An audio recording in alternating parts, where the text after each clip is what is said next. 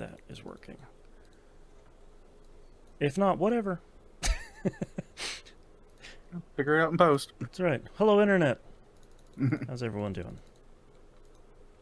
All right, I got show notes. I got YouTube. I see you in the show notes, so I shared them. Yep. All right. I think I'm ready to start if you are. I am ready to go. If I can spell correctly. Fucking Twitch. I was like, why didn't that command work? There we go. Because I can't spell. That's all right. All right. Let's get started in 3, 2, 1. Welcome to a brand new episode of That Video Game Podcast, aka TVGP. I'm your host, Boston, and joining me as always is the Nymph. Hello. Moon is off on a well-deserved vacation this week. Sounds like he's having an action-packed time. So we'll get into all the goodness, probable goodness, next week in the Outcast.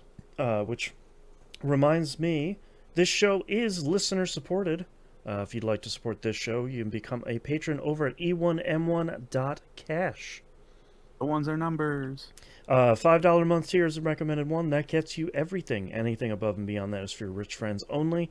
Or if you're feeling very generous, I'm not going to turn down, $10 a month. Did you get a promotion at work today? Maybe think of chipping in a little more. That's right. That's right. Share the wealth or something.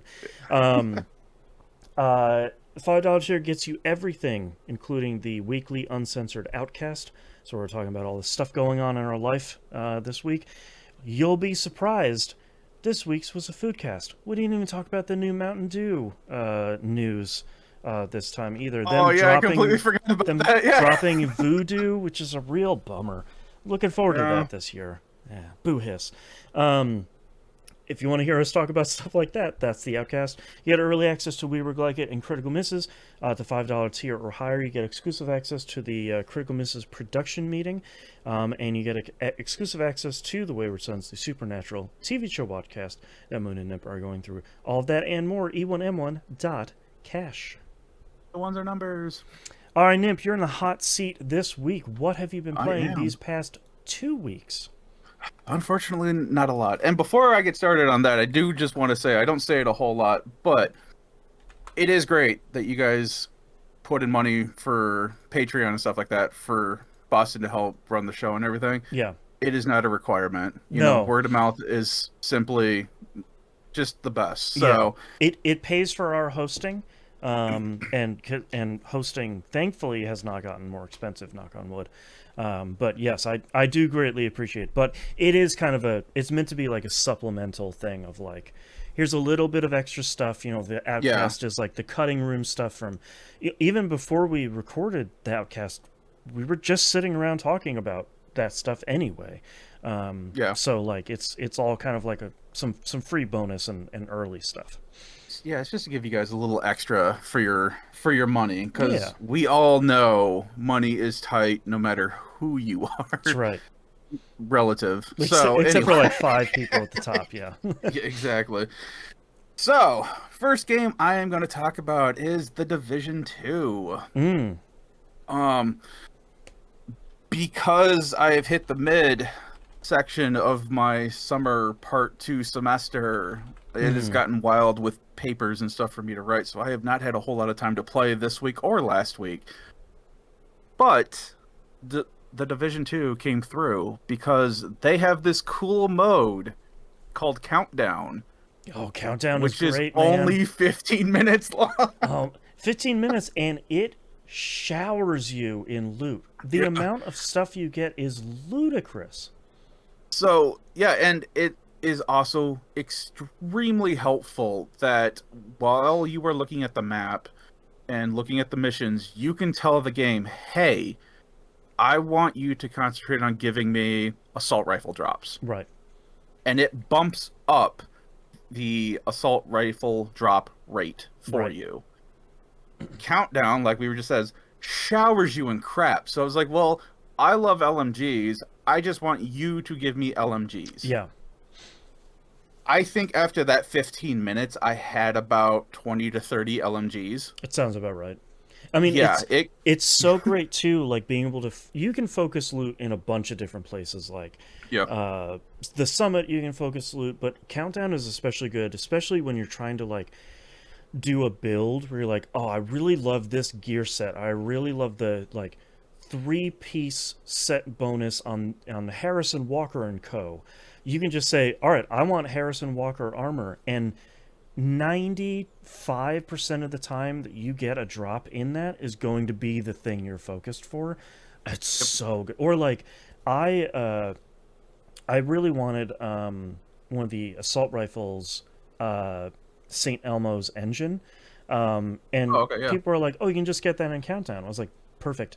I'm gonna focus for assault rifles. I have 3 of them in one run, and it's an exotic." I was like, Yeah. "Okay, great. This is super." Yeah, my first run of doing countdown with LMG focused, I got Pestilence. Yes. Oh, I I'm love like, okay, Pestilence. I've heard that name before, Mm-hmm. just watching different videos and stuff like that for the Division 2 Roll Gold. I mean, you're the one who brought it up Oh, Rogold of is watching great. his videos, but yeah, he's been So very helpful and informative watching his videos. his videos are like, for me, such a breath of fresh air because he does a lot of news stuff for the Division 2, which I appreciate because I can't pay attention to all of these games all at once. But Yeah. his coverage isn't like, oh my god, the Division developers slammed these. It's just like, no man, here's the stuff they said, here's a clip they played, here's what I think might be coming, here's what I'm hoping might be coming.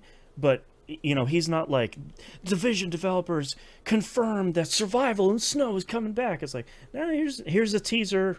Here's what I think it might be. Yeah, here's a picture with a snowy landscape. Could maybe be that. But yeah, Exactly.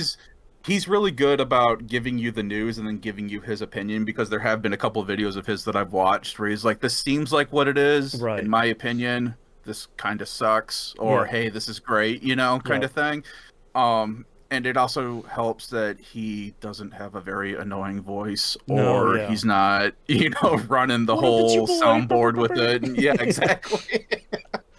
Um, so I got the Pestilence and played a couple more, because this is all in game stuff, and I was like, well, what do I want to do with my in game right now? What can I do with my in game? What should I be doing with my in game? Right. And I'm like, okay, it seems like at this point I am at that point where I can start making builds for my character. Yeah. I'm like, well, I just got the Pestilence. Let's take a look and see, what I can build around that. What does that do Right. for me? So the Pestilence, the LMG, has a skill trait Yeah, that, because it's an exotic. yeah, whenever you hit an enemy, it does a damage stack on it. Hmm. And every second, a damage stack disappears, and it does 100% of that weapon damage to that enemy. And that stack can build up to, like, I think it's 20 stacks or something like that. 10 or 20 It's very stacks. high. Yeah. Yeah. The best thing, and why it's called Pestilence, is because when you kill somebody, those stacks move to another enemy within 25 meters of that enemy. And it's not only one enemy; it's all enemies that are near them.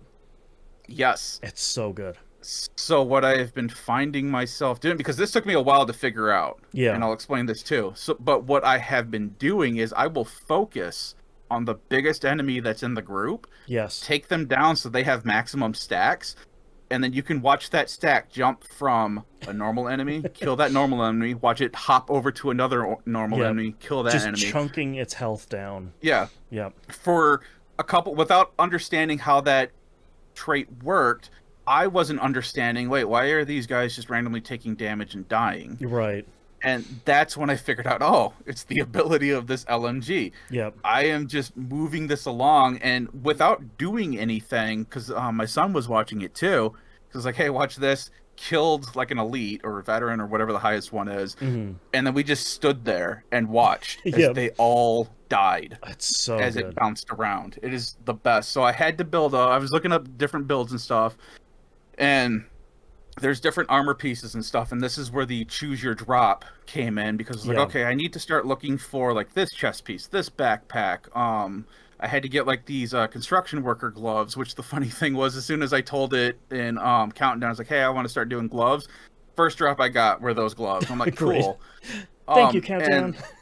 yeah, and the whole point of this build is that it increases your damage, or I'm sorry, your critical chance and your critical damage, and Ooh, okay. that's what you're supposed to be building towards. It's like, all That's a right, cool cool. So build. I have everything except for the coyote mask is the other thing that they suggest you have, Okay, that's a good which you suggestion, yeah. have to go through the Jefferson Memorial mission on heroic or higher. Okay. And it's like an extremely low drop rate because I think on heroic it's like a 4% drop rate from the final boss in that mission, and on whatever the highest difficulty is, or no, it's challenging and then heroic, right? I I think. think However, it works out legendary. on The names are kind of weird, but yeah. yeah, but on the hardest difficulty you can choose for a mission, it's a 5% drop rate. On the Oh, one woof. just below that, it's 4%, and it just drops down to a point until like even doing it on easy, it's like a 1%. Oh, okay. So I would have to run that mission a long time. Right. And unfortunately, I don't have time for that, so I haven't done that. But that is the only thing that I'm missing so far, gear-wise, that I need to complete this build. That's not too bad. Stats-wise, though, we all know how I love to fill bars. And we all know how that becomes a problem. Oh, yeah. My library is almost maxed out. Let's talk about hundreds of bars to fill. Yeah. So what I'm referring to is in the library, you can pull like certain core stats and attributes. Yeah, we talked about this a little bit a couple weeks ago, but I don't think you had really dove into the system. Yeah, no, I'm full in it now. Yeah. I really wish I had this system in so many other loot games, because it's such a good, like, okay, this weapon dropped and like I don't care about it, but it is an LMG and it has maxed out like crit damage, so I can extract that from this weapon and put it onto my weapon that I really like, or max out the value that's already on a weapon that I really like. And it's so rewarding because grinding for gear serves a purpose, even if you don't get that one. Like if you're running that coyote mission and you don't get the mask, that's fine. You probably got 5 other weapons that you can either extract the skills of into your library or feed them into the expertise system and level something up. Like, and that's exactly what I'm doing. So starting out with the library, it seemed like traits were more difficult to find because like there's 12 traits or something like that for each weapon, and they're all basically the same trait across all the weapons. But you have to get a weapon in that weapon category that has that trait. Right. So what I started out doing was like, okay, any weapon that had a brand new trait, that weapon automatically, that trait was getting pulled for the library. That way I started filling that out first. And then if I didn't have any new traits, it's like, okay, now I'm going to attributes and core attributes, or, whatever. Yeah. So that way I can start filling those in. And again, countdown. Yeah. I would be like, okay, I want to work on getting pistol drops or, sidearm drops. Boy, did that fill out real fast. I got 30 of those things. So that's what I've been doing. And then, yeah, if I don't have a core or an attribute or a trait or a talent for me to pull for the library, it just goes right into being extracted for the proficiency expertise stuff. Yeah, expertise stuff for each weapon and armor and stuff like that. So it's like, all right, cool. So I'm in that menu too, being able to donate all of your junk to the expertise system is so worthwhile. Other than like, where's the exact gun I'm looking for? It's like, nope, dump all of my junk in there. Because like, I do the same thing where everything I pick up I mark as junk unless it's the exact thing I'm looking for, and I go through the exact thing of like, is there anything I can extract? Yes or no. Is there anything I can submit for expertise? Yes or no. If that doesn't do anything, then I just deconstruct all my junk and kind of keep going on my day. Yeah, because I'm bouncing back and forth between that, and it's like, okay, I don't really have anything good here, so I'm going to deconstruct, and now I have a bunch of items, so that way I can, start crafting stuff if I want to, which I haven't really gotten into crafting a whole lot yet. Oh my god, yeah, there's like hundreds of blueprints also. So like, for anyone that isn't playing, you are farming for a lot of this loot, but you are also, as you get into the higher difficulties in the game, as you're clearing missions or clearing like the summit or countdown or descent, or you're claiming like level 3 or level 4 control points, you're getting blueprints for the crafting system. The crafting system is, I'm just going to dump a bunch of materials into making this item, and it will drop with randomized stats on it. So if you're like, I really need the constructor gloves, I don't know if you can craft those or not, but as an example, you're like, okay, I'm just going to craft 5 of them and see if they have the role I need. And if they don't, I'm just going to the library and put the ones And on that I re-roll it. do want. Yeah. Like, it's such a great system where like 4 or 5 systems that all sound too complicated, once you realize how they all feed into each other, you're like, oh, this is a really great system of like getting me the items I need to just make a cool build and horse around with it. Exactly. Yeah. And what I'm doing now is the only weapons or equipment that I'm keeping are named ones, and named ones that have like the gold lettering. Yes. Because I'm kind of at the point now where I've gotten so many of those, like, all right, I'm not doing any, like with the St. Elmo's assault rifle. Mm-hmm. I'm not doing anything with that today.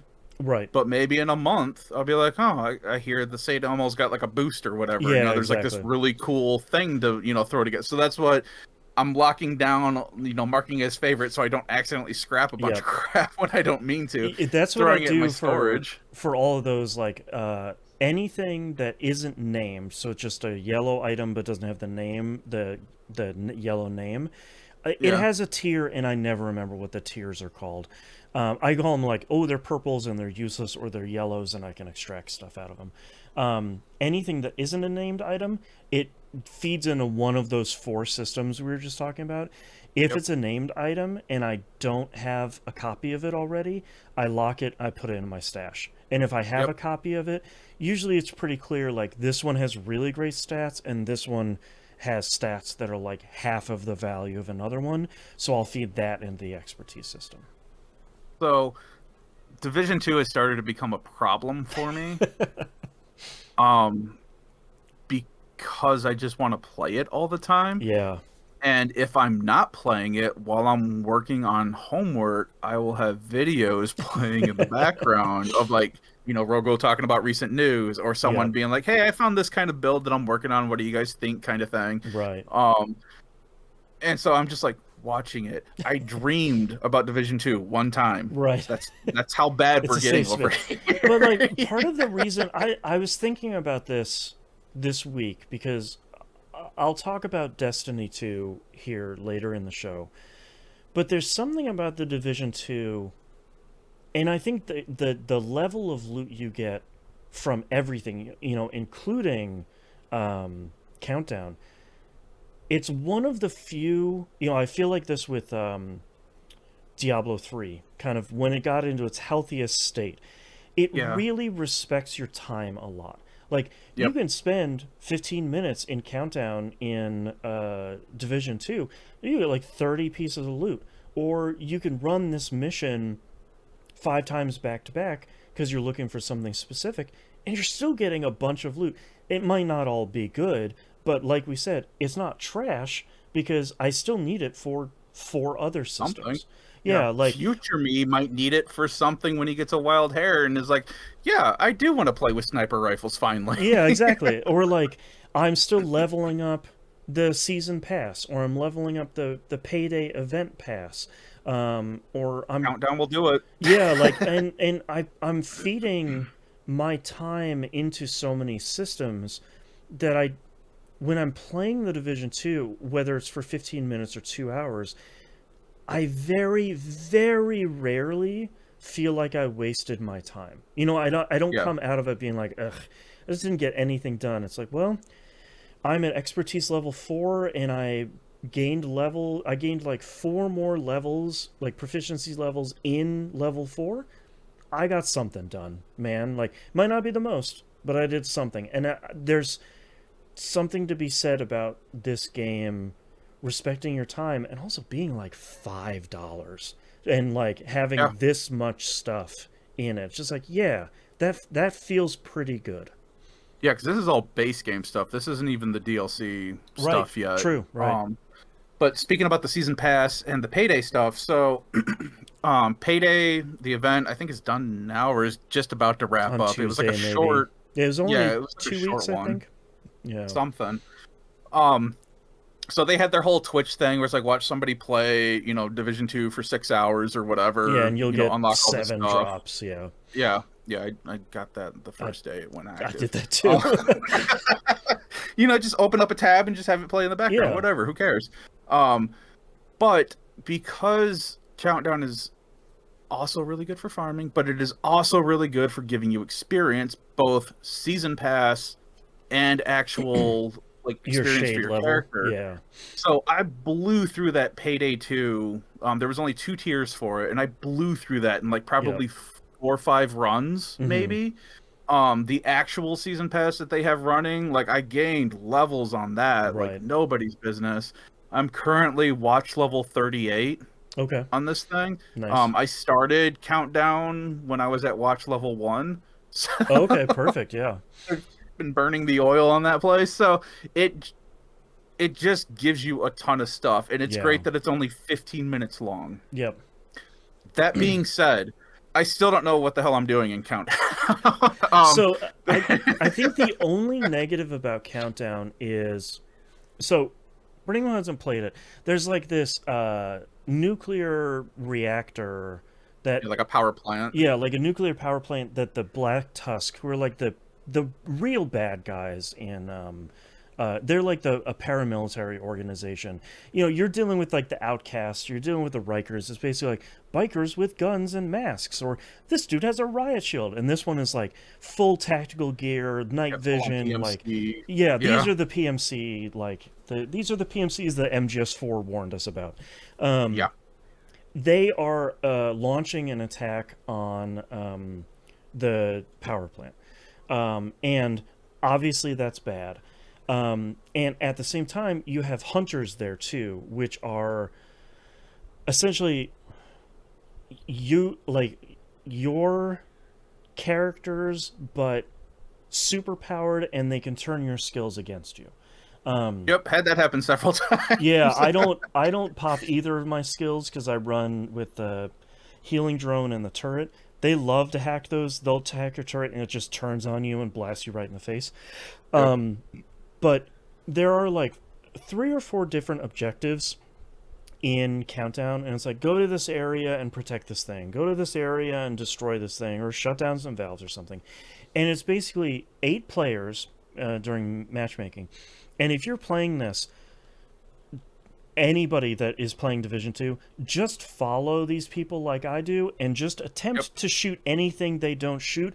Just hop on them like a backpack and enjoy the ride, because like they know this thing by heart and they've been farming it for years, and like no one's mean about it, but like just try and keep up and just pick up all the loot that drops. Like it's really just like a carousel ride at that point. Yeah, because those guys will just start running as soon as everyone drops in. And I know there's like 3 icons under the radar, and I know where vaguely 2 of those locations are. They're tied to like ISO containers, and they're like computers that you're hacking. Right. And when you hack one, it turns that icon green, and I think it gives like the entire team a buff or whatever. I think so. Yeah.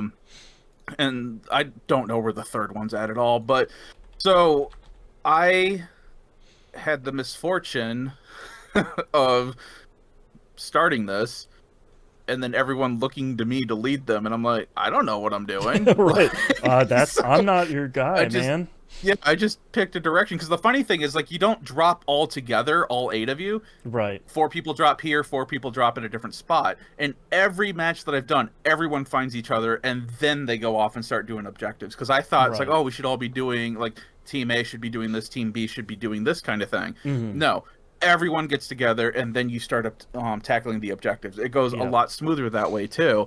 But yeah, exactly like what you were saying. It's like, just follow somebody. Always do the buddy system. Don't ever be alone. If you see somebody alone, just follow them. And like, if you are alone, the enemies that are in the in Countdown are pretty challenging. Like I play Yep. on there's just like everything else. There's 4 difficulties.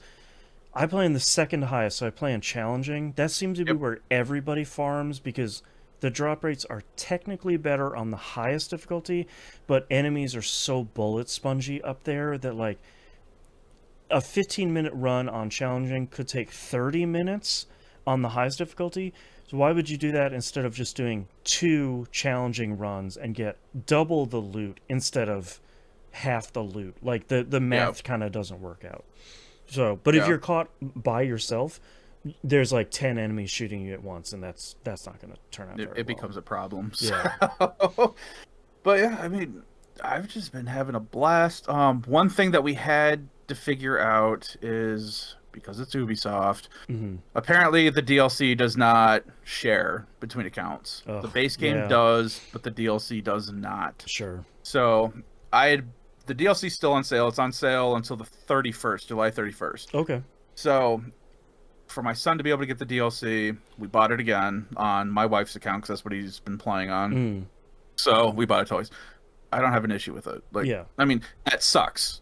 Sure. And if I had to pay full price for each one, I would be on here complaining about it. Yeah.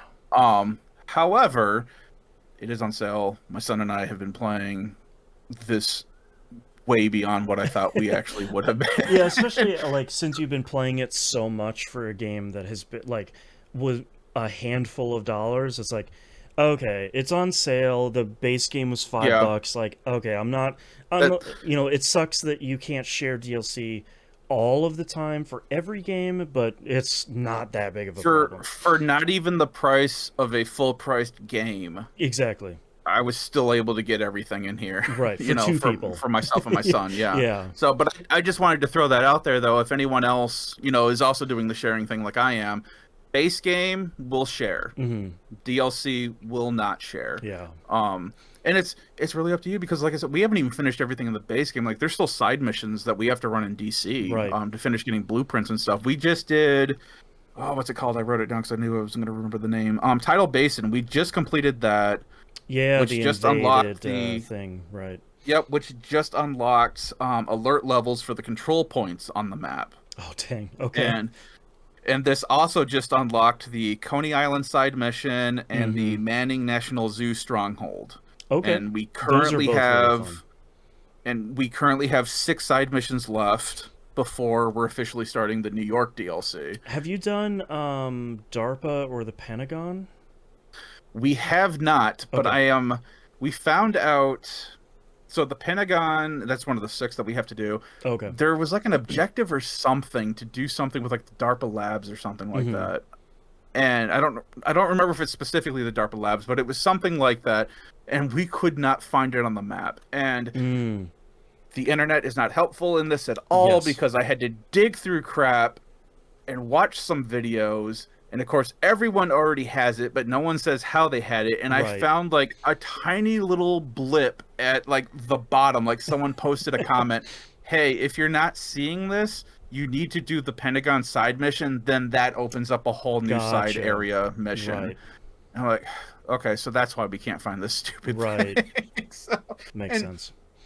I think it's kind of funny that this game has been out for as long as it has been, and whenever I go to the Division 2 wiki, it is the most useless thing ever. Yeah, it's like just for find looking the up mission and fire it locations. up. It's just like Yeah, it's that's not can't helpful, find man. locations, doesn't show you anything on the map. Like, Right. if you're not going to give me a screenshot of, hey, this is where it is on the map, at least tell me found in West Business District. Exactly. Okay, I at least have a starting point Or to like figure it out. unlocks Nothing. after completion of this beforehand. Yeah. Yeah. So the community is really lacking on that side of things. Normally a fairly helpful community, but Yeah. it runs into the problem that all of these games do, where it's like there's no history of this stuff. Of course, I already have, like, for me, because I've been playing for years, I have all of this stuff unlocked. I don't remember in what order it unlocked, but like Exactly. the Division 2 wiki probably should. Yeah. And that is the really funny thing. It's like talking with, or you see people who are like trying to be helpful, Right. and they're all like, Yeah, I don't. I unlocked that like 6 years ago. Yeah, I like don't I don't remember remember. how. Yeah, it's like that's fair. Good on you. Yeah, it's like all right, cool. Um, One more thing I wanted to point out, and then that's it for Division Two. Hmm. They finally have it, so that way when you turn the Division Two on, there's a notice that pops up I that saw lets you that know, this week. hey, yeah, it's like, hey, Yep. we are aware that items disappear in your chest. They are Yep. not leaving your inventory. It is a glitch. We are aware. We are working on fixing it because they were trying to fix it in the last major patch that they put out. Right. But when they were looking into it, apparently it's like a bigger issue than they thought it was. Right. So they have to investigate it more I'm apparently. glad But they. I didn't even know they could post messages there. I'm glad they finally did something. and that was the biggest complaint that a lot of people had in the community was like, hey, like, could you at least start communicating in the game? Right. Because a lot of people are freaking out and just stopped playing because they think all their crap is Yeah, gone now. And exactly. I And like felt that way too when it happened to me. I'm reading the subreddit fairly frequently, and like even that was sort of like, oh, okay, yeah, like I could see, Yeah, I could see why people get pretty upset. Yeah.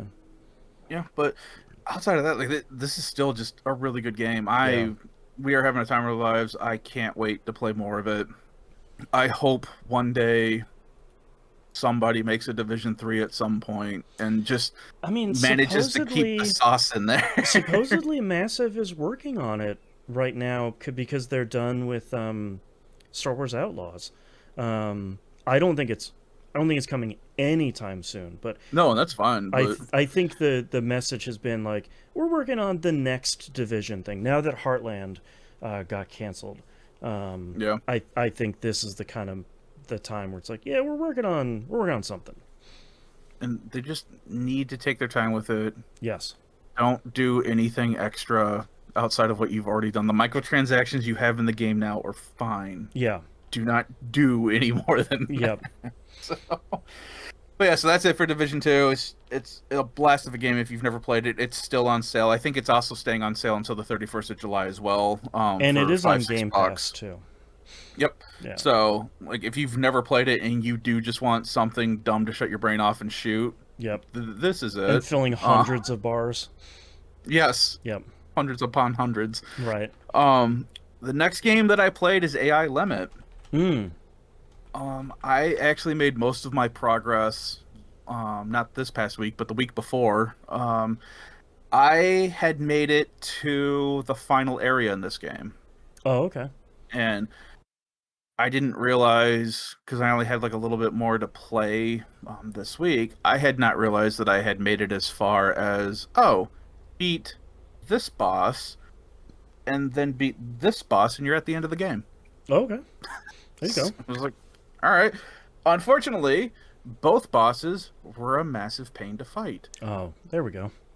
Yeah. I had said the last time I was on the show that I had hit that point where everyone who was further than me in this game had said, hey, you just hit the point where the bosses become a lot more serious. Mm. And they were not lying. A lot of phase 2 stuff, a lot of what I consider to be cheese, which is in all Souls games. Mm-hmm. You hit a lot of that with like the bosses where it's like, how did that attack just connect with me? It was nowhere near you, or my Right. block was up, blah blah blah. So I cheesed one of the toughest bosses in this game that everyone consistently hates, and everyone actually voted, and this is listed as the hardest boss in this game, and I cheesed it and made a walk in the park. Nice. Because the boss does not have a whole lot, and I won't get into very specifics, but it doesn't have ranged attacks. Hmm. But it's also supposed to be basically its pride got in its own way, where it won't run you down, it just wants to menacingly walk towards you. Okay.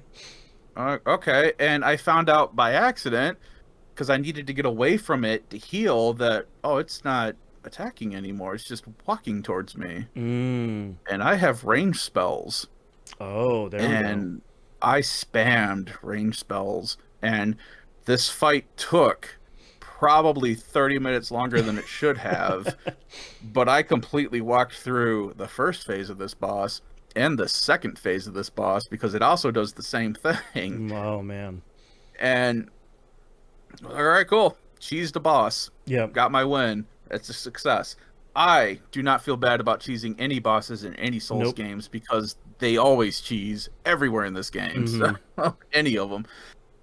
All right, cool. Beat that boss. I get to the final boss, and it's the same kind of thing where it's just always teleporting away from you. And it'll do like this massive attack, and then I'll start to swing at it, and then it will teleport like halfway across the map. Oh my god, will you just stand still so I can hit you? That's right. And I managed to take it out in my first attempt because it had teleported so far away from me that its attacks couldn't even reach me because it was so far away. Oh, okay. So I would see everything go off. I'm like, all right, I'm just going to run up close to this and start spamming the spell that I've been using. And the spell is Missile Barrage, if anyone needs to try it out at some point. Basically, what happens is both of your arms turn into rocket launchers. Oh, okay. And you launch 3 missiles from each arm, and they home in, like they go out and then home in and attack. That's the stuff. And they build up massive amounts of damage. So I was sitting there spamming it, and you just watch that health bar just go beep, beep, all the way to 0. I'm like, sweet. But with this final boss, though, I had it down to a sliver of health. I was like, I can't. The big attacks that it was throwing, I couldn't get close enough to hit it. I didn't have any sync, and I was out of items at this point in time too, so I didn't have anything to regenerate sync. So I'm waiting for it to regenerate enough, because I'm like, I just need a hit. It doesn't matter from just what. Need one it's more something missile. I just need a sneeze on this stupid thing, and it's gonna die. And I managed to just get enough sync to pull off that attack, and that's when it started getting to like this whole ultimate attack thing, and one missile hits it, cancels out the entire cutscene, and then I beat the boss.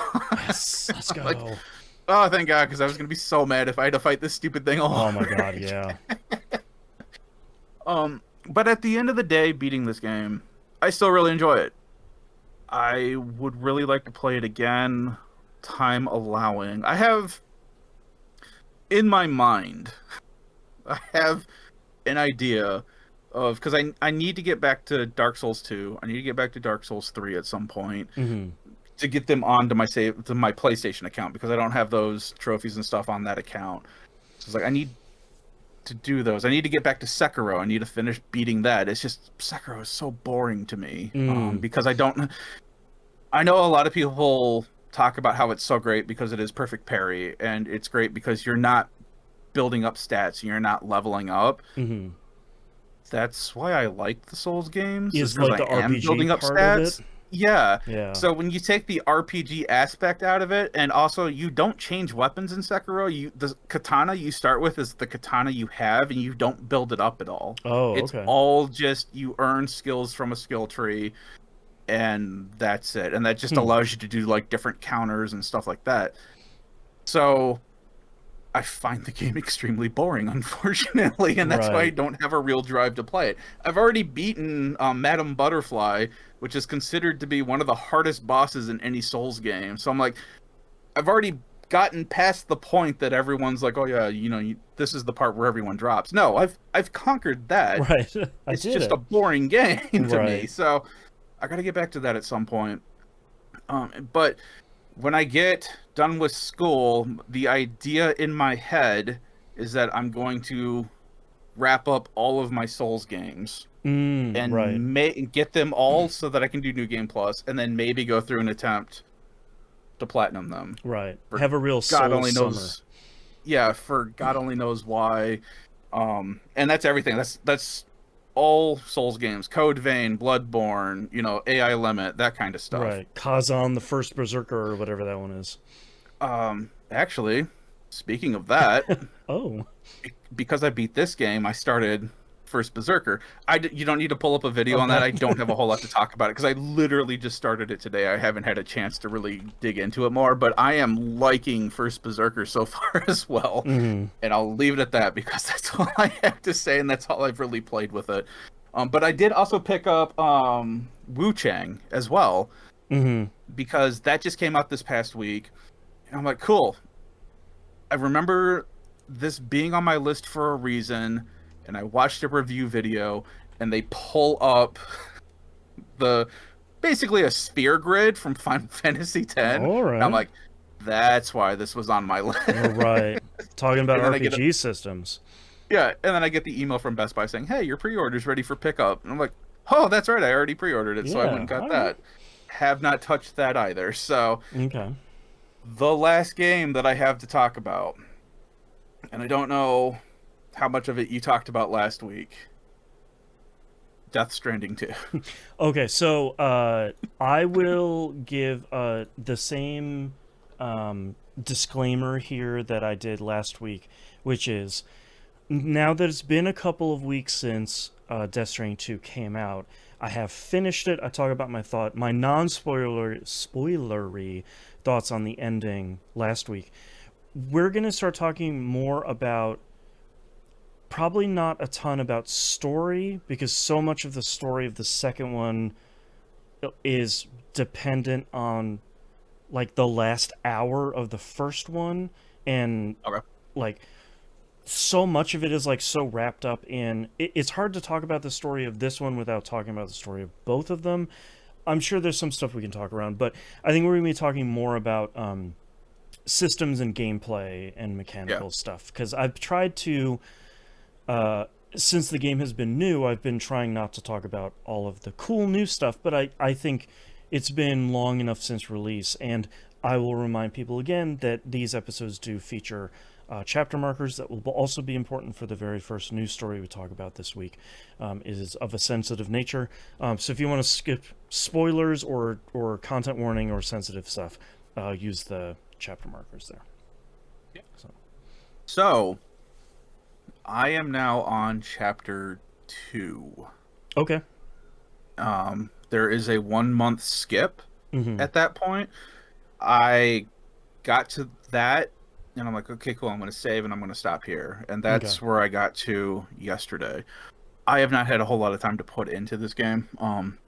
So what I have done to this point, I have reconnected Mexico, Yes. even though a lot of Mexico is still blacked Right. out. That was kind of the confusing part of like, you did it, Sam. You've connected Mexico, and I'm like, are you sure? Because like there's a lot of Mexico that's still red. Yeah, that whole So western seaboard side is still yeah, and pretty much not I connected. feel like there was a line that someone said, I think around there, of like, oh, don't worry, there's like a giant tar river that we just can't get past. Don't worry about it. I was like, Yeah, towards the south okay, end. yeah. Yeah, I was like, yeah. okay, I guess, sure. So I hit all that. So basically, I have gone through and I've connected all the major hubs. Mm-hmm. I went right back into why I love this game because Yep. you get to, what is it? C1 North is the first major hub in Mexico Yep. that you go to that you have to drop off equipment to. Mm-hmm. And from there, they're like, "Hey, we need to get this medical equipment to like this other like outpost Mm-hmm. kind of area." Like, okay, it's like the mission is they need at least one medical piece of Right. equipment, but you can do two And I'm like, to well, increase. I'm not just giving them just one. I'm Sam Exactly. I'm Porter's already Bridges. Thank you here. very Yeah. much. So I pull two, and they're like hefty pieces Uh-huh. of equipment. What, some of those XL barrels? Yeah, and I'm like, oh, maybe that was a mistake, but I'm in it for it now, That's so right. whatever, let's do this. So I Sam dropped my doesn't give up. bag. Yeah, I dropped my bag, did the whole thing of tying the strand, that way you don't dump stuff out of your pack if you Yep. fall or anything. And then I just start walking, and you're going over this mountain terrain, and timefall is happening the entire time. And there's like this mule camp that you have to get past. And Yep. I successfully got past all of them except one that saw me that I don't know how. Mm. And that guy started chucking javelin spears at me. Oh my Like, gosh, yeah. I thought I was so scot-free that I didn't even know that someone was alerted until like the first javelin spear hit me. I'm like, Yeah. what the heck was It's that? this And then it electric discharges spear electricity. hits you. Yeah. I'm like, great, And I'm like, thanks. what is going on? And I turn around and there's a guy way back there, like Olympian javelin thrower over right. there, just Hall of Fame chucking arm on crap. this dude. Yeah. And so I'm like, all right, cool. Is he going to like alert everybody, or is he like, can I like basically break his aggro? Right. So I keep running, and I wasn't that far of getting out of the Cairo network because like as soon as I crossed that border, it's like, oh, Cairo network disconnected. You don't have access to anything. Meanwhile, these javelins are still coming in hot, and I'm just bucking it. And this guy's chasing me for a long while. I'm like, all right, I guess I'm gonna have to fight him. That's right. So He's earning his I drop, paycheck. yeah, it's like, so I drop my pack so I don't damage anything, Mhm. and I square up, and the dude just starts walking back to the mule camp. I'm like, are you kidding me? I was ready to punch you, man. Come on. Yeah. It's like I was Oh, gonna test man. out hand to hand in this game. So I'm Right. like, all right, cool. I'm gonna take the win on that one. Guy Yeah. knew what was going down. He wasn't ready for these hands, but That's right. so I pick up my bag and I continue walking. And I get to the other place, and just as I get there, the timefall stops. So I made like, I completely forgot that the spray repair stuff for the containers. Yes. I forget that that's multi-use. So I made 2 of those, thinking I'd have to use one on each container. Right, right. No, you just hold it down and it does everything that's on your pack. And I think I used like 2 of the pips out of the 4. Right. So I now also I've like got that it faces you automatically this time, because in the first game it faced. It's essentially like one of those compressed air containers, yeah. and it faced forward, and you'd always have to push the button to face it back to your pack. And this time it starts faced towards you, which is Yeah, cool. and I think it also, I think you can also hit like triangle or something like that, and it'll switch it so that way Yeah. you're not Mhm. doing the pack. So this is like, you don't have to worry about the menus a whole lot. They streamlined it. It's like, oh, okay, that's really Yeah, it's cool. really But nice. so I do that. I drop off the packages to this lady, get her on the chiral La network. Madre, that one. Yeah, Uh-huh. and It's like, oh, talking with Kojima. her, she's all good to go. And they're like, okay, now we're gonna introduce you to what are the aid requests is basically their side quest. Yes. Stand Hmm. in. So they're like, okay, we have an aid request here that you could help us out with, and it's basically there was a flood. All of the old people that live here lost their walking sticks in the flood, and it took them Yeah. closer to the mule camp. Can you go get them? I'm like, okay, yeah. Since I have this outpost back on the chiral network, all these other packages are just scattered Yeah. throughout Mexico now. That's the stuff. And me, being the person that I am, well, I can't just let those sit there. Yeah. They have to So meet their inevitable end. what should have been a 10-minute mission, an hour and a half later, Yep. I am like dragging myself back to this And outpost 500 fully laden. kilograms. Yeah, exactly.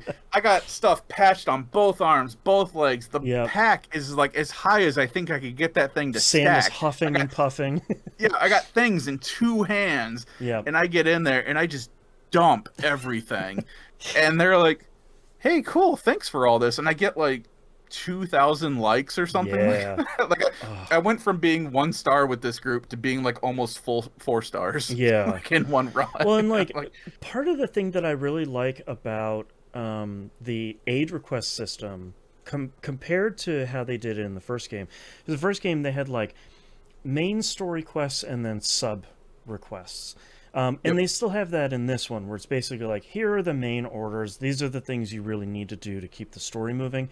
And then sub requests are just like, I need you to deliver comic books to the musician. But the thing about aid requests is they're just always active. So if you run up to this area and they're like, hey, I need you to build me a watchtower, you just pop at your PCC, you build a watchtower, and they give you 500 likes, and then you're on your way. Same thing with like, I was actually doing this because I'm working on the platinum now, which is like I'm just doing a ton of deliveries. I ran across in this one area I haven't been to that often. I ran into this thing of like, it's the little hologram of someone, just like you saw the La Madre one, and they're just sitting there with like 8 packages. I pick those up, I toss them in my truck, I drive them over. They're like, hey man, thanks for putting them out my request. I appreciate it. It's like, cool. I didn't have to pick something up. I didn't have to do anything. I just grabbed it as I was going from point A to point B, took a detour to talk to this person, get another star, and then, keep on my way. And I think that's a much better system than the first one being like, you'd have to go to this place, pick up a quest. They'd be like, I need you to get these walking sticks. You'd go do it, and it's like, back. yeah, it's like, Yeah. no, now I can just do them as I'm on my way to something else, or like give aid somebody by dropping a weapon in their little circle, and Ghost Sam is like, thanks man, appreciate it. Like Yeah, that's a that's- much better system. that's the other thing that I also really enjoy too, is that I picked up a couple different things that was like, hey, these are actually going to like C1 North. It was dropped by another player or whatever, and I'm like, Yeah. I'm not heading that way right now. So I just brought those back to the outpost, and then they have a mission selector there where it's like give to other porters or make available for other Yep. porters. So I still got likes for bringing it somewhere, Yeah, and you entrust it and to then someone else. yeah, and then Yeah. I'm guessing because I got more likes for it later, I'm guessing somebody else grabbed it, brought it to where it needed to go, and so because I was a part of that chain, I got like 12 likes or Yeah, you something get like some that likes. for it being And then completed. like Yeah. if you are like at C1 and you're going back to La Madre, there's a like share there's two options. One is entrust cargo where it's like I have a bunch of stuff. I'm not going to make it back to La Madre. I'm going to leave it here at C1. The other option is like share cargo with other porters. That's the one where you're like, "Oh, I'm at C1 and I'm going to go to the Boca maybe. And Yep. it's like I'm gonna just snag a bunch of cargo that people left there and bring it with me. You get likes from the person you're bringing it to, like the shelter, and you get likes from people that left the cargo, and you're giving them likes as well. So like three different people are getting a bunch of stuff, and it's kind of nice to Really see cool. like you can see the lineage of people that like grabbed this package originally and then left it. Some I've picked up some that have been 6 or 7 people deep of like this person left it for this person, left it for this person, and all of those people on the Begats chain this person, begats exactly that first person. of his name, like all of those people in that chain also get likes too, which is really great. um, so after doing that, then there was an actual main mission that I needed to complete, and this one was getting, I think they were called Cairo readers, that were Hmm. stolen by bandits. They're like, okay, you have to go through this forest, and then they're hiding in these ruins. Yeah, that was a Okay, cool not a big mission. deal. Yeah. So I Excuse me. do the tracking thing, which still throws me off when you're posting down a destination. You can't. Well, I mean, I guess you could, but like, I keep doing it where I look at the where I'm going and try to do the destination to where I'm at, Oh, you and do I it guess like that freaks backwards? the game out. Yeah, because Yeah, you're supposed to be doing it from where you're currently at to where you're going, right, and it throws it off for some reason. So I keep forgetting, and I always have to undo and then do it backwards right. to me, so that way I have the correct route set. And I did not read the description great the first time because the second time I noticed that, oh yeah, you're going through the spider forest. I'm like, Oh, I'm sorry, the what? I pardon me?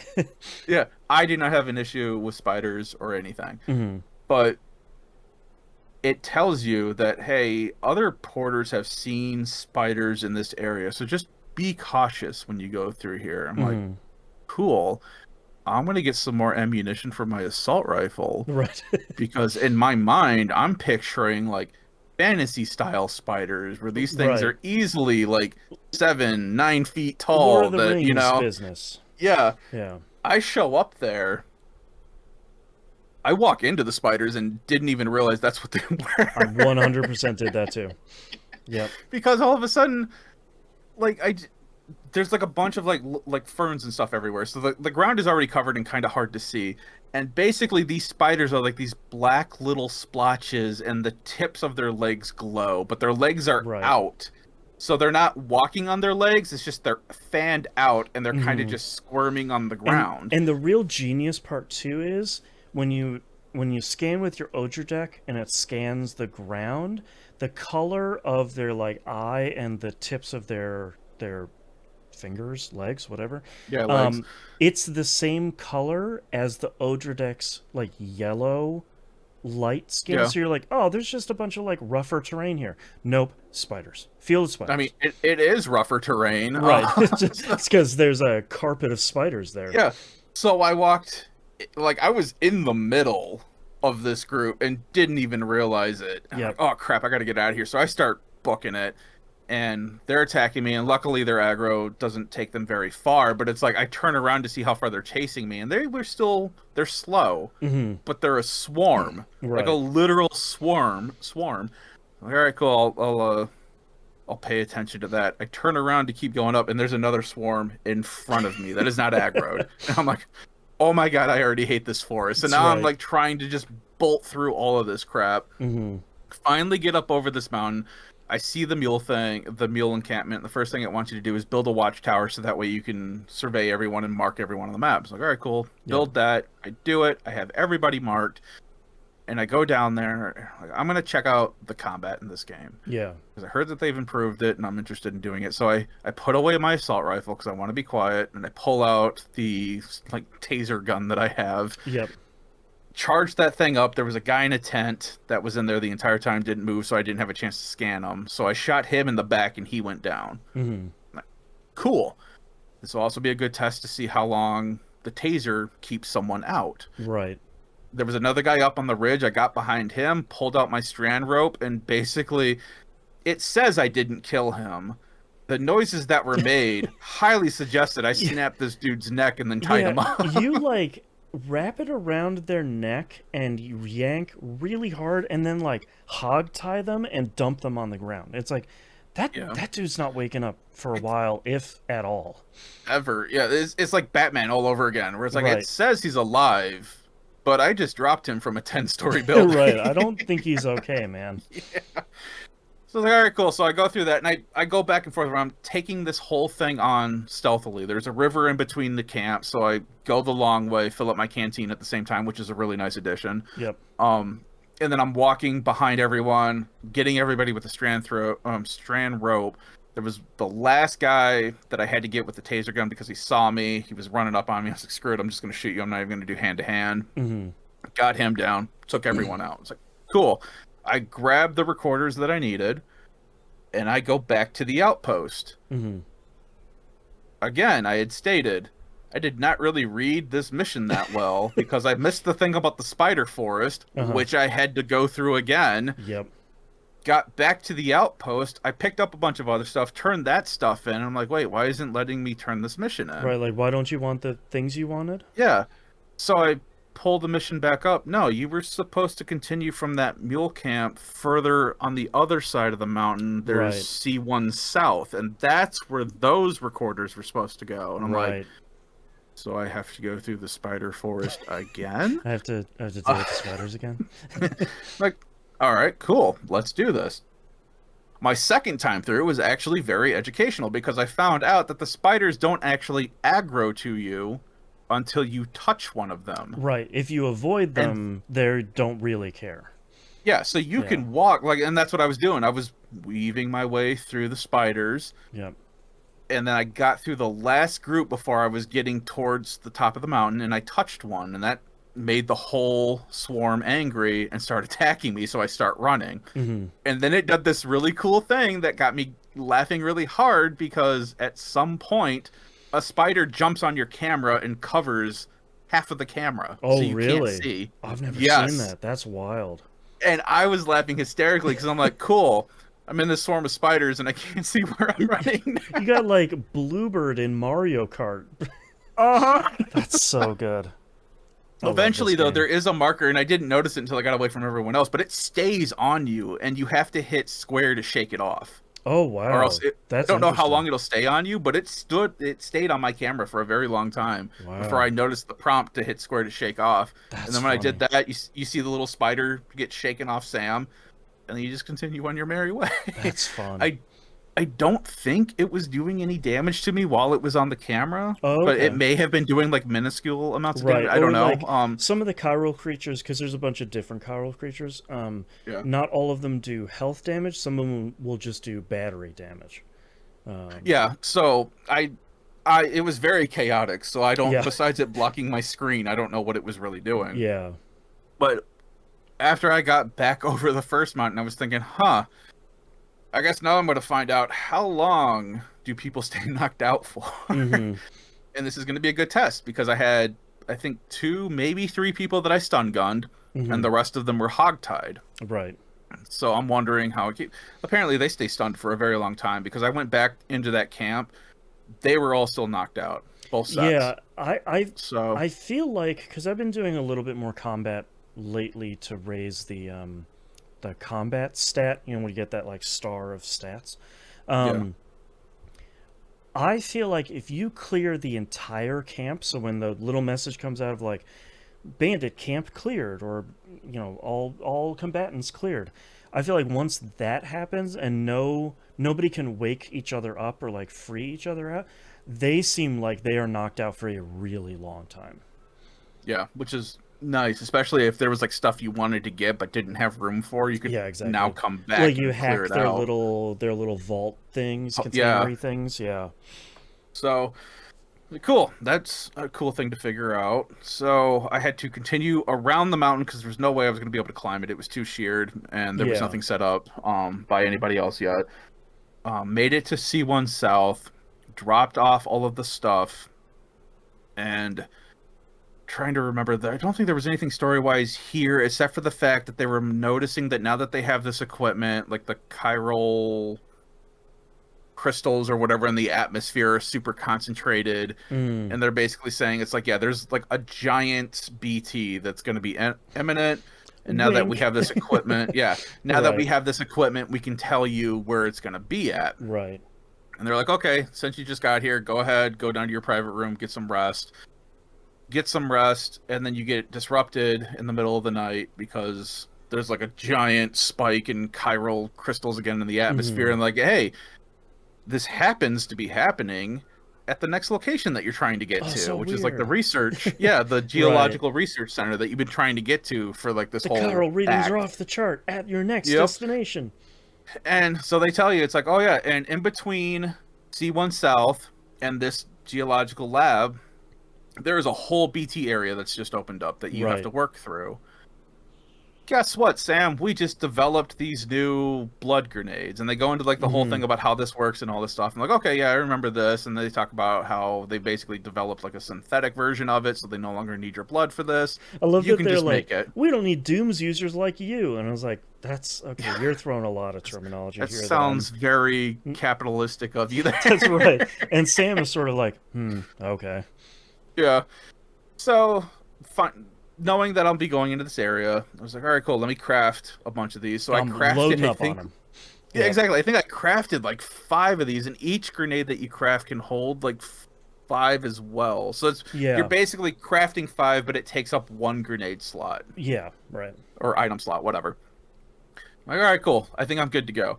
I accept the mission. I get the equipment, and guess what? Mm-hmm. They already had these blood grenades made for me. So now I I did can. the same thing of like, oh, Yeah, now I so have even more. Okay. Thank exactly. And I'm you. like, all right, cool. I'm going to use these at some point, but now I can really get a hang for how these grenades are going to work. Yeah. And they tell you that timefall is going to be happening in this whole time. You're going to want to build a time shelter. I'm like, all right, cool. I remember time Yeah. shelters. I remember how this The works. And like, but MVP. wait. Yeah. And like, but wait, we've improved it. Yep. So now it can like repair equipment and Oh, it's drive away yeah. BTs, It and it can like distill dispenses. water and Yeah, it like dispenses container repair spray. You can refill your canteen. It like scares off BTs. Like does everything. yeah. It's like, all So right, good. cool. And they even tell you flat out, it's like, hey, when you get to this area and you make this time shelter, just drop your bag off there and then go and Right. clear the area. And I'm like, Right. you know what? That's great advice. I'm going to do that. I So, never do that, but that is very great advice. well, I did for this one because I ran into so many problems. My little idiot line was taking me up and over this mountain to get to this area. Hmm. And it's super craggy and like really thin, and like the peak that you're walking on is like real thin. And there's just sheer drops on both ends when you're on the peak. And I kept making this mistake of I would hit square to climb, and Sam would just hoist himself up and over, and Right. then I was falling. Right. I'm like, dude, He come just on. hurdles over it, and it's like, no, man. Yeah.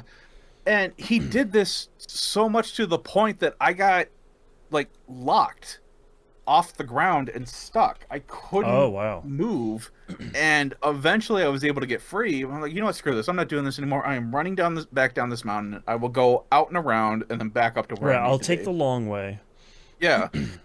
So I did that, which normally this wasn't an issue. Like I did the whole Elder Scrolls, jumping backwards up the mountain kind of thing and grabbing every sure. little thing to climb the mountain. It works, but just this one was too much of a pain. So I get there, I make my time shelter, I drop off my bags, realized that all of my grenades was in the backpack, so I had to put the backpack back on so I could equip the grenades and pull them out. Sam's been out of the game for a while. Getting back to it. So cool. I have blood grenades now. And Sam can now see, when he gets close enough, he can see BTs now, and it's still a pretty good range. I feel like it's the same normal range we had in the first game. It's pretty generous, yeah. Yeah, and I go and throw this grenade, and you get like the whole, you see the arc, you see the area of effect. It turns red when it's going to hit the thing, and so I go and throw it, and it blows up above the BT. I'm like, oh, okay, cool. It's like air dispersal, and it'll eventually go down, and it'll take out the BT. No, it does not. I'm like, that is all right. What is going on? So I throw it again. Same thing. Air dispersal. The BT is super mad at this point because something is happening, but it doesn't notice me yet. I'm like, what is going on? And then I tap it, and he just kind of like underhand chucks it, and then that takes out the BT. I'm like, oh, okay. Apparently, I was long throwing the grenades by holding it down while I was aiming. Yeah, because like you aim with L2, sort of, and then if you just pull R2, he just like does a regular throw. But if you hold R2, he does like a fastball throw. Instead of it arcing, you do like a straight shot, and then when you let go of that, that's when he does a long. I ran into the same thing. Really weird. Where like I remembered that happening in the first game as soon as I like did a long throw by accident, and I was like, oh yeah, I very rarely need a long throw because unless you're fighting a boss, it's really hard to see a BT from very, very far away because you can't. So like and you don't want to just chuck one of these things in the middle of nowhere because it's not gonna do anything. So like it's just such a weird option. Yeah, and it took doing I think like 2 or 3 BTs to finally really figure out, okay, I just want to tap. Like just tap it. Yeah. You don't want to hold it or do anything. Just doing an overhand toss out. Yeah, and the funny thing is though, just tapping it, he's starting to do like these stupid trick shots where he's not just like underhanding it anymore. Like he's bouncing it off of a rock in front of him, so that way it bounces to the right height and just hits a BT straight on. And I'm like, okay, he's having some fun with it. Yeah, and these are taking them out. I'm like, okay, I'm getting the handle of the grenades. I only wasted like I think 9 of them to finally figure out how to throw it correctly. Good thing I have 40 more of them in the backpack. I clear out the area, and then the time fall stops. It's like, all right, cool. Continue on your way. I'm like, all right. So I run back, grab my bag, continue on, and there's like this big open space, and I'm like, yep, this has boss arena written all over it. 100%. I get through the area, get to the geological lab, turn in all my equipment, get them on the network. They're all good to go, and they're like, hey, go into your private room. That's right. Take a little break. Nothing's gonna happen. Yeah, and then we get story, and I don't know how much we want to get into this, but it was really cool story moment. Yeah. And we learn a lot about Deadman, basically, and what he had been up to this point, and it's actually kind of sad. Where I'm like, oh no, like, favorite buddy. Yeah, like, Deadman, no. And then he's like, hey, it's all pre-recorded, but then he's like, hey, I have to go take a shower. I'm like, that is a weird thing to add into your pre-recorded message. Calling back to him and Sam taking a shower together in the first game of like, okay, sure. Yeah, and I'm like, all right, this is weird. And then everything turns red. All the klaxons are going off. I'm like, here's the boss fight. Yep, okay. There it is. And I found it. Sure enough. Yeah, it's in the area I think it's in. And you get dragged down to it, and it's like this giant skull-looking thing. Yeah, very cool looking. Yeah, I'm like, all right, I remember this. I'm sitting there shooting it with my assault rifle. I'm chucking grenades at it. And I don't remember if the game told me this or if I just overheard it from something else, but the whole thing about throw the grenade at it, shoot your bullets through the blood mist, and it does like extra damage. That's right. PTs. Yep, right. So I'm doing that, and I'm just like taking off chunks of health. Mm-hmm. And then this boss decides, oh, you're actually hurting me. Let me fight back. Yes. It's like, oh, no. So no, thanks. The bus that I was standing on top of, it just full on like threw me off the top of that bus, and I was in the middle of the tar. And I'm like, okay, this isn't good. I need to Right. find something else, but everything is covered in tar, so what's high ground at this point? Yeah, exactly. And I had to run around. I took some damage while I'm trying to figure out where I'm getting to. And I just sit there. I finally find high ground, start chucking grenades at it, unloading, take it out. I'm like, sweet, this is going great. And then it pops back up. I'm like, crap, this thing has a phase 2. Right. No, it does not. It just scares you into thinking it does, because then it crystallizes and then you beat it and, Yeah. the sun comes back out and it's all rainbows and blue skies again. Right.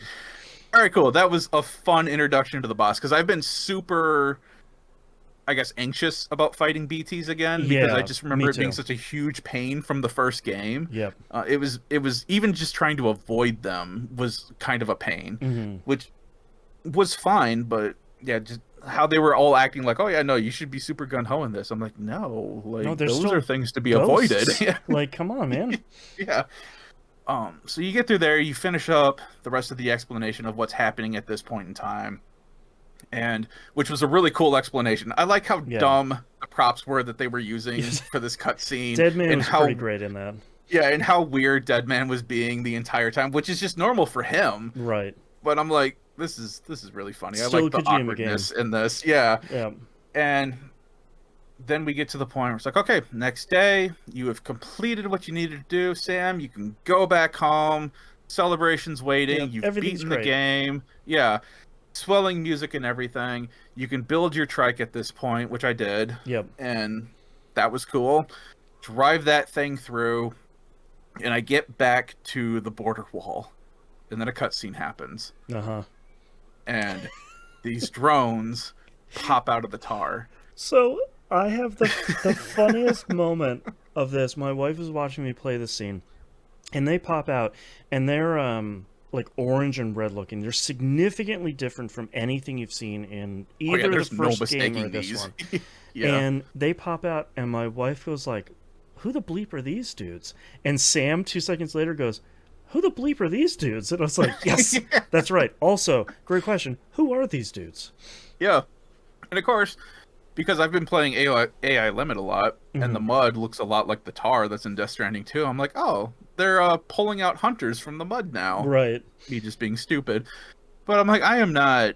Especially with the dog. Like, there's like this little dog unit that actually pops up and barks and stuff at you. And as soon as I saw that, I was like, I'm not fighting these dudes. I'm not exactly. I'm getting like, into this is not happening. No. I know there's a break in the border wall over there. Right. I'm gonna cross the river on my bunch of trike. people put ladders across the wreckage and the river. Like, I'm gonna do that. So rode my trike over the water, got through the border, came back around, went up the mountain. I get closer to Sam's thing, and then like a whole alert system goes off, and there's a bunch of stuff that's happening. And I don't know how much we want to get into that either. But then that's when I get the whole, okay, you've beaten Act 1, Chapter 1, whatever. Now you're in Chapter 2, and it's a month later. Yep. And I'm back on top of a mountain peak, or a hill peak. Yep. And I'm like, all right, cool. This seems like a good place to save and stop. And that's where I'm at right now. Yeah. But I am really enjoying this game. My favorite part is that you are getting titles as you level up. Yes, I forgot about that in the first one. Yeah, and my title currently, because I've been doing so well with the stealth, is currently Silent Porter. Incredible. I love it. I think mine is like Master Deliverer V2, I think it is. Like, it's something very Kojima. Yeah, but this reminds me a lot of Metal Gear Solid 5. Yes, very much. It's like it's for me it's like a combination of, I think, what made MGS5 so successful with kind of the open world, combining the like stealthy gameplay and the combat with the delivery and the traversal puzzle stuff of Death Stranding 1, because it is still Death Stranding, but there's something about it that feels so significantly different. And it's not only that it's more combat focused, but like there's just so much more to it that it does feel like they kind of smooshed those two together at the same time. Like the whole thing with like hiding in the bushes and stuff like that. Yeah. Like we are just one button prompt away from going prone and crawling through an entire enemy Yeah, camp. exactly. Like, Yeah. and I haven't done any actual combat yet. This has all just been stealth takedowns and stuff like that. Hmm. So I don't know how it's gonna feel actually going loud in a camp Hmm. and how well that's gonna work out I've for been me at doing some that a point. lot lately, and it feels pretty solid. But I think a lot of it is as you sort of kind of keep unlocking stuff in your skill tree. It leans a little bit into, you know, at MGS5 when an enemy would spot you and it do the like time slowing thing. Um, it does that here in Death Stranding 2. It also, if an enemy spots you with like a spotlight, it does that same like excessive All lens the flare glare sort of and yeah. thing that it did in MGS5. And I'm like, man, you just lifted that right out of your other game. Um, but I feel like the combat, I never felt like, even if I was like 5v1, 7v1, it didn't feel like it was impossible as long as I kind of played smart and like Okay. used when the game slowed down. Because every once in a while, I think it's an upgrade in the tree. When you knock out an enemy with bullets, it will slow down time. So you can like slowly move over to another enemy and just start preloading a bunch of shots. And then Oh, like okay. when time speeds back up, they get hit with 12 things. And then time slows back down, you preload like and then you're kind of like mowing a bunch of dudes down kind of one after another, and it Nice. feels pretty solid. But I am, at least story wise, the last thing that was hinted at was, hey, we need you to go to another location. Yes. And I'm super excited to check that out. But I heard that there is an outpost in Mexico that I should do right now that gives you like a trank sniper rifle once you get their stars up enough. That's not until the second location. Okay. Yeah. So then maybe I will just go to Australia because that's my next goal is like, okay, let me see if I can find what outposts are left in Mexico and maybe I'll get those Hmm. set up and see what else. Because you can even look up and see what rewards you get for getting the star rating It's really nice. to certain Yeah. points. Yeah. There So are probably two of them that you didn't get, the Bokka and the Artist, are the two side ones. yeah, I only did the ones that the game Yeah. was like, yeah, you should go here and help these people out. Yeah, those Okay, maybe are, I should. you can kind of see them on the map, but they're between uh C1 South, and they're like near that mountain range. Like one Okay. is underneath it to the south, and one is like way up high to the north. Okay. So Yeah, because there's a weird divide because from C1 South to C1 North, it's a straight shot for the most it's just part. like flat But desert. there's like, yeah, but there's like this one section that's still not on the Cairo network. I'm like, that's Yeah. probably one of the outposts Yeah. that I'm missing right now. So, I would just recommend for um, those two looking them up. I think the Boca has some pretty good rewards. The Artist kind of doesn't, and you can come back to Mexico at any time. So like yeah, you that's what won't they were get making it locked seem like out. too. Yeah. Yeah, but I kind of just wanted to check out more of Mexico just to see how how it plays out and how it feels. But I guess I'll Hmm. see too how the story picks up from where I'm at now. Yeah. It's like maybe that'll just be like, I'll just come back because I want to continue on with what's happening here. Hmm. So I'm super looking forward to it, and I can't Yeah. wait to get that sniper rifle because then I'm just going to be a menace in the bush with that thing. It's really good. The Lone Commander is the guy you're looking for. So, Okay. and I think it's basically like one of the first couple people you run into has an optional order where it's like, oh man, this dude like way up in the mountains by himself. This will be a treacherous delivery. And I was just like, well, if you're gonna sell it like that, he probably has something pretty good. And lo and behold, he does.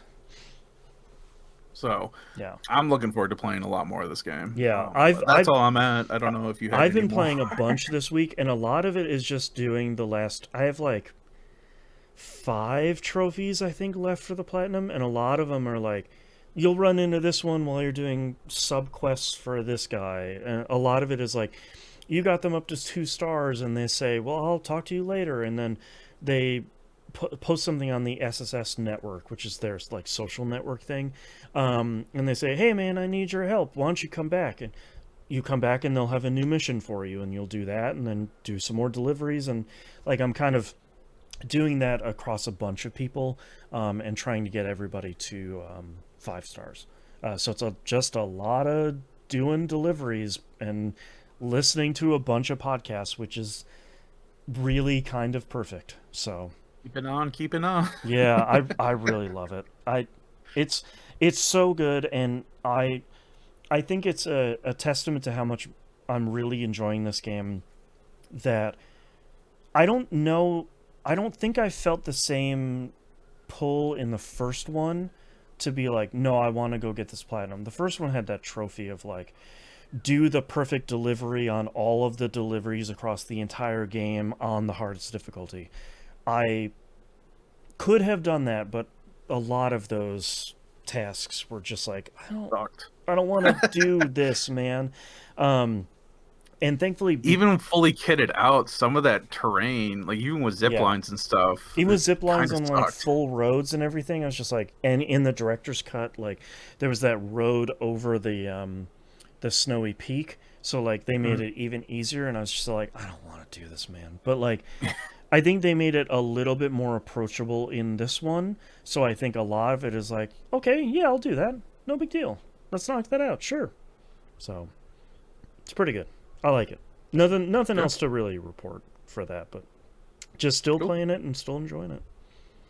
And that's all I played this last 2 weeks. All right. I only have one other game here, and that's Destiny 2, The Edge of Fate. I don't know, man. There's Destiny 2 is, I like, without pulling any punches, Destiny 2 is in a really bad spot right now. I don't think I realized how much of nearly every system they were touching with the Edge of Fate, and it's essentially Destiny 3. It was like a Because full-on restart. yeah, 'Cause, like yeah, I heard they dropped like the power level back down to 1 or to whatever 10, for everybody. yeah, from Or 2000 10. to Okay, yeah. 10. And the maximum level I think is like 450. But every time they put out a new expansion, they put out 2 expansions a year now, the power level gets reset to 200. So anything kind of above and beyond that 200 is gonna get lost in between expansions. But like how you get gear, what the gear is, like weapons and armor, like all of that stuff is completely redone. I was talking about the portal system, I think either last week or 2 weeks ago, about how you kind of interact with the game differently now. Like all of it is so significantly different in a way that doesn't feel good. And it's they're in a rough spot because the final shape, which was the previous expansion, ended really strongly. And that was the end of the Light and Dark saga, which is the first 10 years of Destiny, like the first big major story. And I don't blame anybody for finishing at that point, especially after you like your Guardian's story essentially wrapped up. But they're in kind of a hard spot now to not only start a new saga, which is the Fate saga now, which I think they do successfully from a story perspective, but also like try to find a way to make Destiny 2 approachable, because Destiny 2 right now has 2 big pieces of knowledge that everybody who follows video games knows. One, it's impossible to get into, even with friends. And 2, they deleted a whole bunch of the game that you had paid for. And Yep. both of those are fair. Like, they did delete so much of this game, and they deleted so much of the game that was the tutorial. So, like, there's no tutorial for the game now. The tutorial is hopefully you have people that are still playing this game that can show you how to do it, as they tell you, yeah, like get out of this cutscene. That's for like a expansion we're not going to play yet, and like, oh, don't get out of this mission, like it just launched you into it automatically, don't worry about that.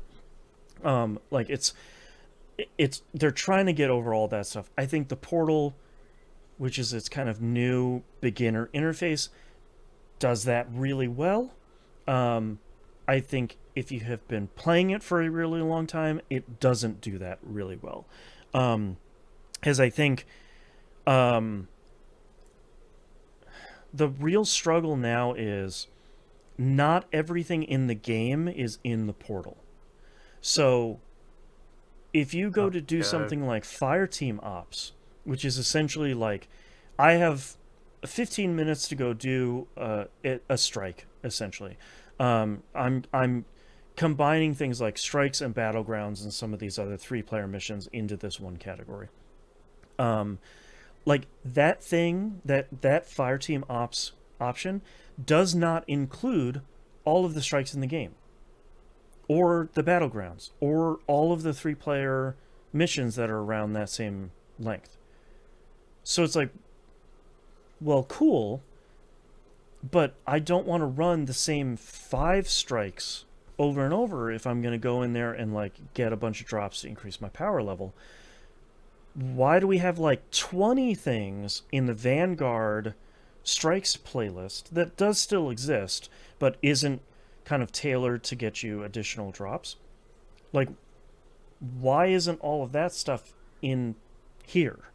Like, why? Yeah. There, it seems to be the same thing. So, like, why is this different? There's also some additional like bonuses and benefits you can get for running activities with gear that's new, like gear that dropped for this expansion or is featured. I'm not going to super get into that, but there's like one PvP mode where you can only run the newest, latest gear. So it's trying to shake up builds and shake up the meta a little bit. There's also a PvE variant of that too, which doesn't feel as rewarding. But on the other side of it, almost none of the rest of this is clicking with me. And I think I still haven't finished the expansion. Like, I'm maybe halfway through it, which I think it's been out for 2 weeks, which I think says the majority of what I need to say at this point, as someone who typically tries to blow through that campaign as quickly as I can in like a day or two, because I want to see everything that's going on. The story stuff here is super interesting. The voiceover performances are really great, especially Lodi, this guy that looks like every Destiny 2 streamer that you've ever seen. Like that the guy with the glasses that was on earlier? Yeah. Okay. He's really great. He's this kind of like lost out of time guy, and I think where the story is going with him is really, really interesting. But like, I understood why the Pale Heart, which was the destination for the final shape, was empty. It was basically because like you were the tip of the spear. They always love using the phrase "tip of the spear" in Destiny. You're the person who's, blazing the trail through this new destination. So of course it's only you.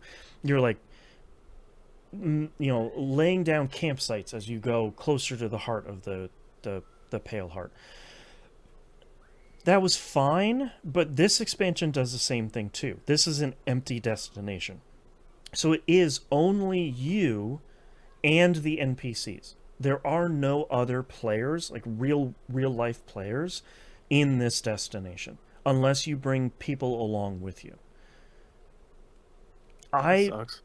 It does suck because, like, to me, so much of Destiny is like going to a destination and running into a public event, or like doing this thing, or like finding a chest you've never seen before and like shooting somebody to be like, hey man, there's a chest up here, like come get some cool stuff.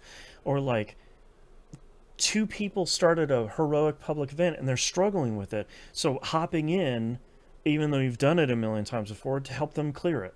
Or like they're clearly in the middle of a mission and they're in this public area and like helping them through it because they're in the weeds. There's none of that.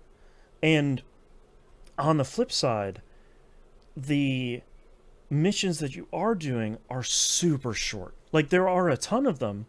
That's because they're really short. It's a lot of like, do a traversal puzzle with one of your new powers. And like, the portal gun thing is like, I talked about Matter Spark, which is the Metroid ball. The, um, the, um, the portal gun thing so far has not been super interesting. A lot of it is like, here's a laser wall. You shoot it through to make a portal. You go into this thing behind you, and it zaps you across the wall. And it's like, okay, cool. That could have just been a hallway, I think. Um, and then like, so like none of that feels super satisfying. And anytime you fight a boss, you get a third of their health down. They put up a shield. You turn into the ball. You go down like a hallway that only the ball fits in. You zap a thing down the hallway, and it brings the boss's shield down. You do another third, and you do the same thing. Wow, you took the boss down. So like, none of it feels very satisfying. None of it feels very rewarding. None of the gear that I'm getting is really any good because I have all of this gear that I've been gathering for the last couple of years.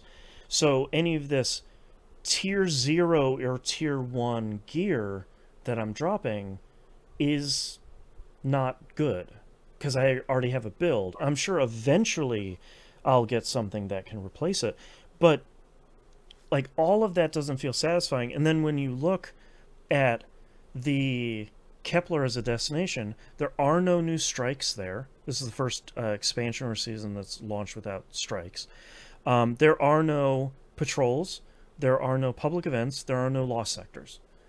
It is just a destination for you to play the story in, and then unlock a like quasi public event thing at the end of it that has a 2-hour cooldown on it. So you can only play it every 2 hours if you're playing when the cooldown happens, because it kind of progresses every 2 hours whether you're on or not. Is that for everybody at once, or is it just when that's you for completed? the planet? So like, Oh, it only that starts every sucks. 2 hours, and if you're there or not, so like nobody's playing it because you go and you do it once, and you apparently need to complete it once for like one of the exotic weapons, the hand cannon that looks a lot like the control service weapon. Then like you complete one wave of that, and it's like, cool, good job. That's all you needed for that. So people are just dipping at that point. So it's kind of like already dead. But also because of the changes they've made to vendors across nearly the entire game, no vendors have reputation tracks anymore. So, and no vendors have rewards anymore. So there's no reason to do anything on the planet because there's nobody to gain reputation for. And there's no Yeah, you're not getting rewards. more drops and stuff, and yeah. Right. So like, and you can get more drops on the planet, but they all kind of stink based, compared to what I have. So like, and on top of that, there's no season this time. There's only the expansion. There's no, because before there would be a season, an expansion that would drop, and a season that would drop, usually like maybe a week or two after it, of like, now that you've completed the events of this, now we start bridging the gap between that and the next expansion. There's no season there. So it's sort of like, okay, cool, there's no seasonal activity, there's no additional destination, there will be no like additional strikes or like there is a reward pass, which they've changed a little bit, but not significantly. So like, there's, once you finish the campaign, there's not really anything to do. And then if you do want to get on the power level grind, by the time that Renegades comes out in October or November, something like that, which is the next major update, that's that Star Wars inspired one, your power level is going to get reset to 200. So you can get up to 400 or something, and then the grind is going to start again, over. But like, they've taken you back from where you were before. Like, I just like, none of it really seems to be, it's one of those things where, like, if you're a brand new player and you're starting Destiny 2 out now, which would not be my recommendation, uh, excuse me, you're probably having a great time because it's very clear. You do these portal activities after you finish the story, do these portal activities to get up to power level 90, and then this one unlocks, and then you get up to 150, and then this one unlocks. Like, you have a very clear ramp. But if you have been playing Destiny before, all you're kind of seeing is like, well, the tower's dead because there's no vendors there, and the vendors that are there don't do anything anymore. So, like, no one is going to go there. All of the gear you have is fine, but it doesn't have any of the benefits of the new system. So you're just kind of infusing it. And there's no real new content at all. And the content that was there isn't featured in the portal. So anything you kind of liked to do really isn't there yet. And on top of that, the no dungeons and raids are in the portal, which isn't inherently bad. But every dungeon and raid is at a minimum power capped. So you're going to be at a power delta of at least 10 under your enemies. Even old dungeons that before were really good for, like, getting people in dungeons. Like, you go on a Shattered Throne, which is like the first dungeon. It was easy. Like, anybody could solo it easily. And it was really great for, like, getting people into the groove of, here's how you puzzle solve in a dungeon, and here's what some endgame stuff looks like, and here's what endgame loot looks like, and exclusive loot and stuff like that. And here's, like, a multi-encounter sort of destination.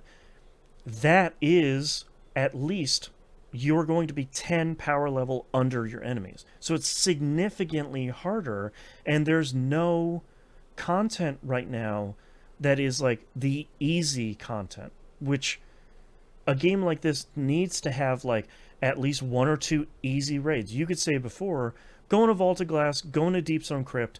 These are fairly straightforward, mechanically interesting, but kind of combat easier raids. You had at least 2 or 3 dungeons you could go into where it's like, these are easy. You want to see what dungeons are all about? Go into these guys. But no, like, Vault of Glass is now you're 20 power under your enemies for a free-to-play starter raid. Like, that's significantly different and harder. Like, I just, so much of it seems to be so tone deaf about, look, I don't work at Bungie. I'm not a developer. But it seems to be moving in the opposite direction of what Destiny really needed. What Destiny really needed was a tutorial for new players. And you wanted to put the armor set system in. That seems really great. Like, the armor set system does seem really cool. But none of your old armor has any armor set stuff on it, which is fine. But, like, that means you kind of have a soft sunset. And, like, you don't have all of the capabilities with your old ones that you do with the new ones. Like, it kind of doesn't need that stuff to keep older players around, because all that we're seeing is the treadmill. And, like, Destiny is a loot game, so it always has had a treadmill. Just like the Division 2 we were talking about. You're on a treadmill the entire time. Yeah. But with the Division 2, okay, I went and I did an activity and I got a bunch of junk gear. That's fine. I can feed it into about 3 or 4 different systems. And we talked about, like, you know, that precipitating down from one system to another. There's nothing in Destiny for that. It's just a lot of, like, cool, I got bad gear for me spending my time. So, and like, the fact that they time locked something, like, this isn't a mobile gacha game. No, it really isn't. And, like, it's just so frustrating because, like, so much of what changed in this game isn't the stuff that this game needed. Like, you want to compress the power level band. They probably should have done that. Like, bringing it down from 2,000 to 10 is great. Like taking the amount of damage you're doing in the thousands per shot to the tens per shot, that's really great, because now World of Warcraft has done that a couple of times too. You start building it back up, and then you eventually, oh my gosh, we're 2,000 power again, squish it back down. Like, it kind of bloats and squishes over time. That's fairly normal stuff at this point. But like, the fact that they have gutted so much of this game and not improved the real pain points of onboarding and new player introductions is just really like, I'm kind of left looking at Destiny 2 and being like, I don't know who this is for, because I could easily convince myself to get back up to power level 450. I'll get to the highest heights, and you can fully level your power in only PvP now, which is really great, because that wasn't really possible before. They have really kind of downplayed Gambit now, which is a real bummer. I think they're getting ready to completely remove that from the game, which is a bummer, because that's my favorite mode. Yeah, it's a fun mode. It's a fun mode, but like, Bungie's hilarious, because it's a lot of like, we've done nothing to change it and no one is playing it. Why does everyone hate this? It's like, well, because you need to like keep playing with it. You need to like, you've never gotten it to a point where people are invested in it and there's like a fun kind of loop for everybody in the game. But like, if I get on that treadmill and I get my power up to 450, in like 2 or 3 months, I just get pushed back down to 200, and the treadmill starts back up. And like, it is different from before, where like, this season you'll get to 1900, and then next season the cap is raised to 1950. That's fine, because I don't lose power every season. But the idea of like getting past 200 and then getting pushed back down when the next expansion comes out, even on paper, even thinking about losing that progress feels really bad. And like, to be honest, for what? Like, I'm not getting any gear that I like. I'm not getting any weapons that I like. I'm not playing missions that I like. And then once I'm done with story for this new expansion, there's nothing else. Like, there's no reason for me to go back to the planet, because again, there's no lost sectors, there's no patrols, there's no public events, there's no people. Like, at least the Pale Heart had a couple of different areas where you could do like kind of back-to-back public event thing that ended up in a boss, and then you got really great loot, and you're kind of working on like 2 or 3 exotic weapons by doing that. There's nothing. Like, you get the one exotic weapon from Kepler, and that's kind of it. Like, you're done. So like, why should I keep playing if none of it is really good? So that's, it's not clicking. There's nothing more to do, yeah. And it's not good. To me, it's in stark contrast between the Division 2 and Destiny 2. Both of these games launched around the same time. Like, Division 2 and Destiny 2 have both been around for around 6-7 years. But the Division 2, I feel like, has done a really great job investing in its core systems and investing in, you just went through a 40-level tutorial. Like, it's unlocking its map and unlocking its systems and unlocking side quests and stuff very slowly over dozens and dozens of hours. But that's what a game like that needs. Like, Destiny doesn't have that. Destiny has a map that's still full of a ton of icons that it kind of hides from you, and the portal system, which is great, but like, it's still gonna throw you in a strike where a bunch of people are gonna be like, yeah man, toss the ball, come on, let's go. Like, there's nothing there that like is really keeping you playing the game. And I it's been a really long time since I've felt this down on Destiny 2, but it just really doesn't seem to know what it wants to be and doesn't really seem to know what it's doing. And that's kind of incredible because 3 weeks ago, it was a really great game. And now, 3 weeks later, it's a game without an identity, without any kind of core systems to keep you there, and seemingly no, like, multiple, like, since vendors don't have reputation tracks now, there's no ritual weapon for the season of like, oh, you do a reset for this one vendor and they give you a cool like weapon that's only available during the season. It doesn't exist anymore.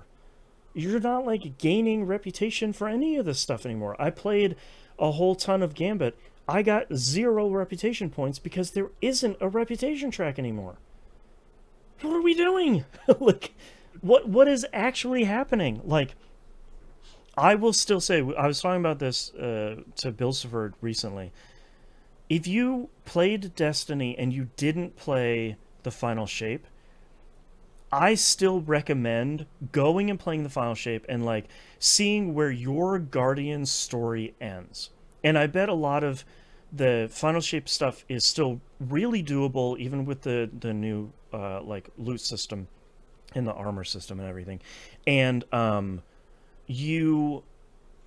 lot of the stuff in the Pale Heart is still really good.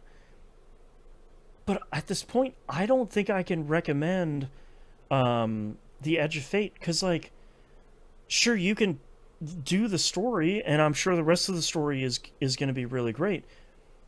And then what? Like, Yeah. It's okay if you There's nothing to grind for right now. Yeah, and like it's okay if you play a game like this and you play the story and you like maybe do a little bit of post-game stuff and you're like, okay, cool, that was the stuff. But that's not what I want to do. Like, I want to log in every Tuesday at Reset and do some stuff and work on weekly quests and work on stuff. And at this point, I'm like, I don't know if I'm going to finish the season pass. And I've already finished the Division 2 season pass. And there's still, like, I'm more interested in logging the Division 2 and being like, hell yeah, man, it's Tuesday. Let's do our weekly missions. Let's run some stuff on some difficulties. Like, let's do some stuff. But it's just not there for Destiny for me at all. And that's a real bummer in a way that I really wasn't expecting. So, I don't know. We'll see how I feel about... I really need to just push through and finish the campaign. I'm absolutely not going to run it on the higher difficulties. There's no way that's happening. I still would like to see the end of the story. I did buy I always buy the big expansion pack where you get like everything for the next year in it. So I'll have Renegades when that comes out. I'll have Ash and Iron, I think, is one of the major updates, because it's basically like an expansion, a major update, expansion, major update, and they kind of flip between the two. So like I'll check that stuff out, but like without Destiny doing kind of a major revamp here, I don't know what I'm in Destiny for anymore, which is a wild thought, as like the one person who was still like, Destiny's great, I promise, guys, don't worry about it, just hop on in. Like it's not in a good spot right now, and like I don't even want to mince words about it. So that's all I've been playing this week. On that downer note. Yeah, on that downer note of like, I don't know how I feel about this thing I loved that isn't very good right now. That's all I've been playing this week, so let's take a break. Yay. I gotta grab a charging cable for my tablet real quick, because it just died. I'll say hi to chat. Hi, chat.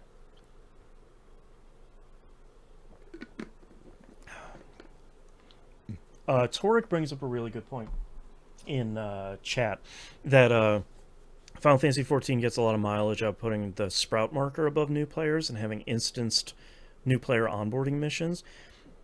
A lot of that stuff does go a really long way towards introducing new players. Like Destiny did the for a while there did the guardian rank thing. So if you see someone with like a 1 or a 2 next to their name, you know that they're brand new players, and you should go out of your way to kind of help them get used to the game.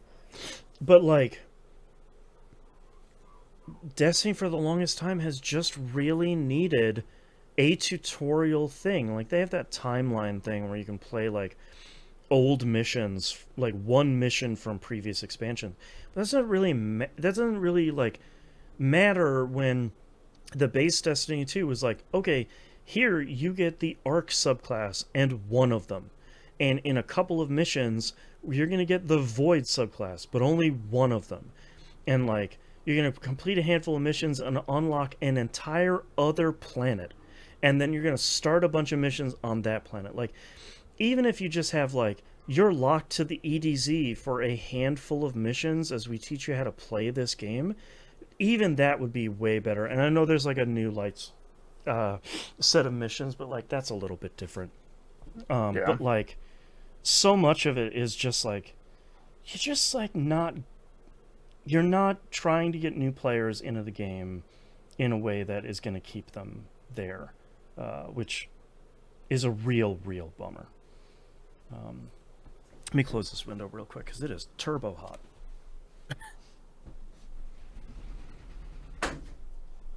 We had such a nice breeze for a while, but the breeze completely died. All right, are you ready to wrap this thing up as I minimize I am. YouTube? There we go. All right. Oops, I got to pull up show notes. I'll say, apparently I just left my tablet on for the last 2 weeks and didn't realize. There you go. It's a great battery, though. Yeah. All right. Let's get started with releases in 3, 2, 1. Let's talk releases for the week of July 28th, 2025. Tales of the Shire, a Lord of the Rings game. Comes out PS5, Series Console, Switch, PC, iOS, and Android. I couldn't find a Switch 2 release. The backwards compatibility should work fine. I haven't seen anything to the contrary, but I don't think there's a native Switch 2 version. This is the kind of cozy life sim, taking care of the Shire farming villager game that they've been making for a while. This is actually, I went to go look up who developed this, and it's actually developed by Weta Game Shop, which is their game development arm of the workshop. This is their first game that they're making. So that's kind of interesting. I'm curious to see how this ends up and see if they are going to make any other games in the future. But everything they have shown of this looks super cute, and I think if you've seen any games like this, these kind of life sim genre of games, I think you know exactly what you're going to get into. It's just in the Shire, which I think does kind of a lot of heavy lifting for like, yeah, man, I'll be a hobbit. Sure. I mean, if you have to track your food and your hunger meter, that thing should be constantly draining considering how much hobbits eat. That's true. That's true. It's just always ticking down the whole time. Yeah. You need to be on fourth breakfast. That's 2 minutes into the game. That's right. So we'll see how that goes here. I'm very curious to see how this is going to review, because I think this might be the entry point for a lot of people for the life sim genre, if they haven't played any games like this. So see if it does well. Next game is called Dear Me, I Was... ... comes out on Switch 2. This is an Arc System Works game, but it's directed by the guy that made Another Code, Hotel Dusk, Last Window, all of those games. And the art style of this is incredible. They're using this like watercolored rotoscoped technology, they said, to kind of tell the story of this woman as she goes. It says, in the story, you'll relive the life of a certain woman, experience joy, sorrow, and growth through her ordinary and humble life. And it seems very much like a kind of like coming to age, kind of life story of this woman throughout her life. If you haven't seen a trailer for this game, please go check out a trailer for Dear Me I Was. It looks just incredible, and I'm very curious to see kind of how people receive this once it comes out, because I think when you look at it, you're like, visually it looks outstanding, but how much meat is in the game overall, I kind of wonder, and hopefully we'll find out soon. So next game here, Grounded 2 launches in Game Preview, which is Microsoft's version of Early Access, on Series consoles and PC. I feel like this is the one time I don't need to say this, but it is Game Pass day and date. I am really curious to see what this is. I know Moon says he'll check this out when it comes out on 1.0. But it looks like this is a way, way, way bigger game than the previous one. They're even, in a lot of the text here, says that their first line here is shrunk again, but the world is much larger.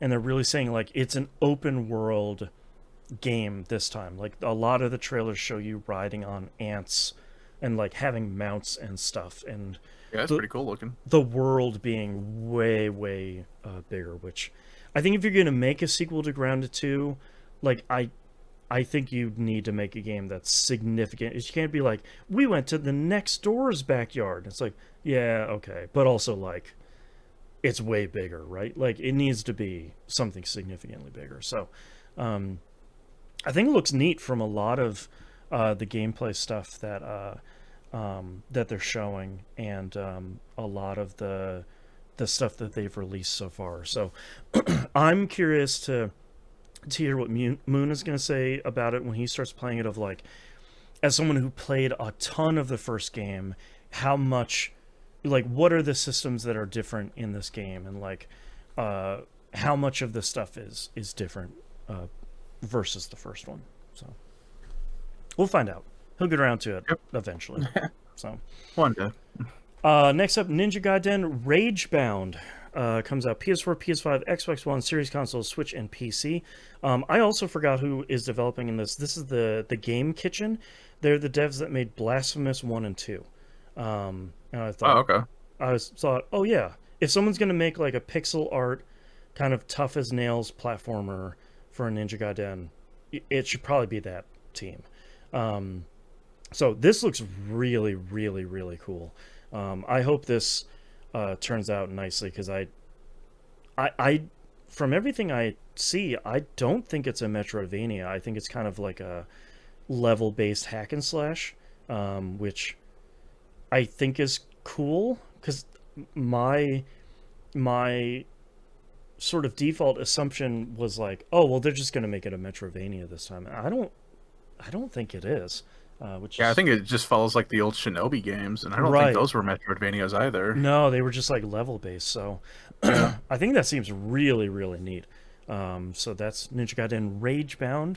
Seems cool.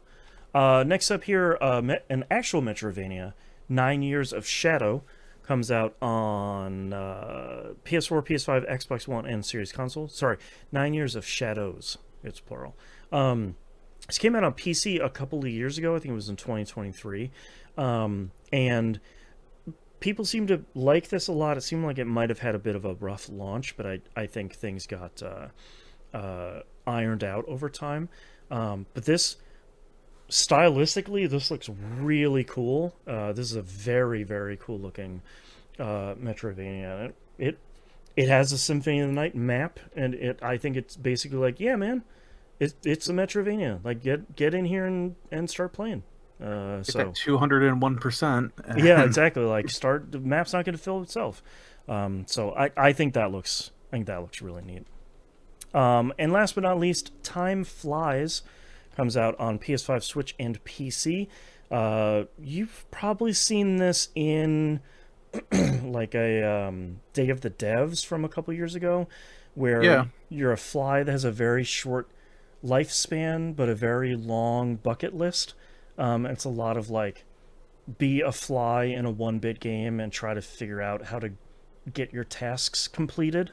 So I'm kind of tickled by this game overall, of like, you just get to be a fly and do fly stuff. So I'll probably check this out. I I'm think, very interested to find out why that was rated M, because yeah, everything that I've seen up to this point, nothing made it seem like it should even get a teen right. rating. That's a game that like screams E for everyone, and Yeah. at the very beginning of the trailer, it's like, no, this is an M-rated game. It's like, what is this like? It's like a Doki Doki sort of I was situation where gonna it's like, say. it's not what you think, and it's like, okay, but I don't know, man. If the You'd price be is right, I weeping to might just scoop yourself this halfway up. through the game. Yeah, well, I'll have to get. I should have looked at the ESRB here to see what the thing was, but yeah, we'll. Whoops, I closed so many things here at once. Let me look this up while we get ready for our next news story here. So I want to make sure that we have a content warning here for the time flies in the ESRB. That's a bummer. I want to make sure that we have a content warning here at the beginning of this next news story for sexual assault, because we're not going to be speaking about that directly, but the kind of core of this news story and the core of this sort of unfolding issue surrounds a game about sexual assault. So, again, if you're concerned about that, or if that is an issue, please use the chapters in this episode to kind of skip ahead. If you're watching the video version, just skip ahead probably like 20 minutes or so. But the big news story that happened this week is that Steam and itch.io are under pressure from payment processors and have delisted a bunch of games. So where this initially came from, because if you're on social media in any regard, you have probably seen something surrounding this issue. Yeah. There's an Australian group called Collective Shout that has started to heavily lean on payment processors. So we're talking about like Stripe and Visa and MasterCard and stuff like that. Demanding that the payment processors themselves stop supporting online platforms that host explicit games. The bellwether for this is the game called No Mercy. I would not recommend looking it up like I did earlier today to see what it's about. That was on Steam and itch.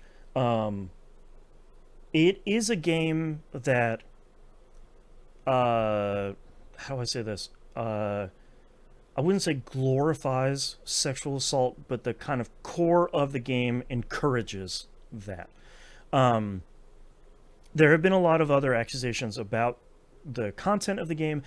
I don't necessarily know what is true and what isn't, because I am going no deeper than the trailer watching the game and went, oh boy, yikes. So what the content of the game is doesn't necessarily matter to the rest of this conversation, other than it is a game that is problematic.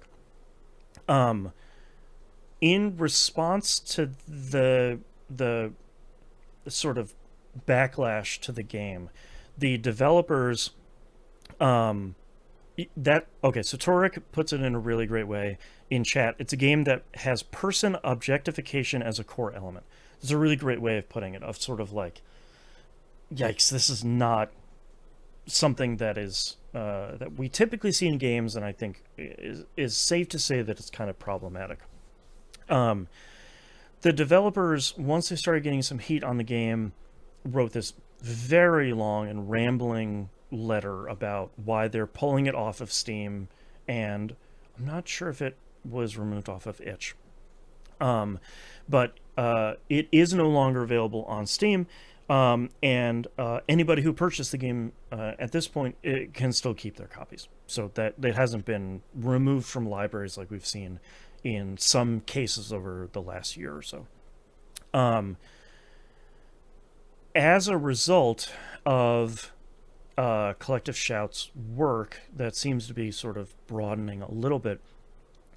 The pressure that they have put on payment processors has put pressure on Valve and Steam to say these purely adult games, which they are not drawing a line between games that are exploitative or abusive, or games that are purely adult, meant to titillate or whatever. They're not drawing a line there, because that's not what groups like these do. Valve has pulled a number of adult-focused games off of Steam. Again, if you already own them, you can continue to own them. I would read out any of the titles of these games, but they are definitely not PUBG for this show. But they are very clearly adult games, and they do feature exactly the kind of content you would expect in kind of X-rated games like this. So they're not... You can't be I'm not saying that Collective Shout is being disingenuous in this, but there's no confusion going into this game being like, oh, I'm buying a fun life sim farming game, and then it's just a complete like debauchery adult game. There's no real confusion there. Part of what Collective Shout is saying is, well, these are storefronts that are open to everyone.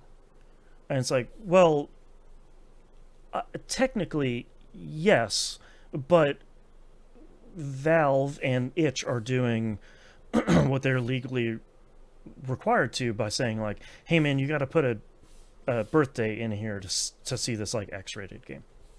And if you have a problem with your 12-year-old seeing smut, maybe you should adult a little bit more. Maybe you should be like just in what your kids are doing. When we were growing up and the computer was in the living room. So, like, if you want to look at some stuff, everyone's going to see it.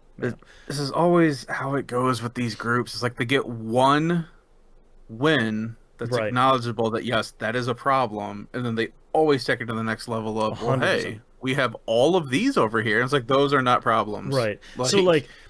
we see the snowball rolling downhill now, where Valve has removed it was like 12, 20 games, I think, from Steam. So I'm not excusing it. In the grand scheme of things, there are way more games that come out on Steam every single day than games they were removed. I still don't think they should be removed, even though that's not something I would be purchasing or would want my kid to see.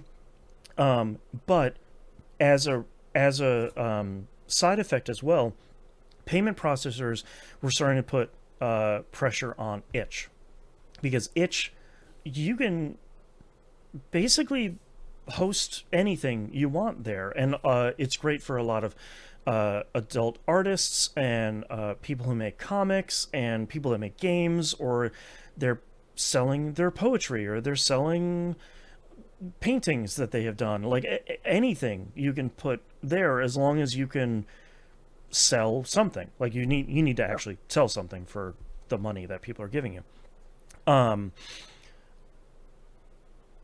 Itch unfortunately had the pressure from the payment processor that they had to de-index all of the adult games that they had across their platform, not just the same number of or the same games that Valve pulled off of Steam.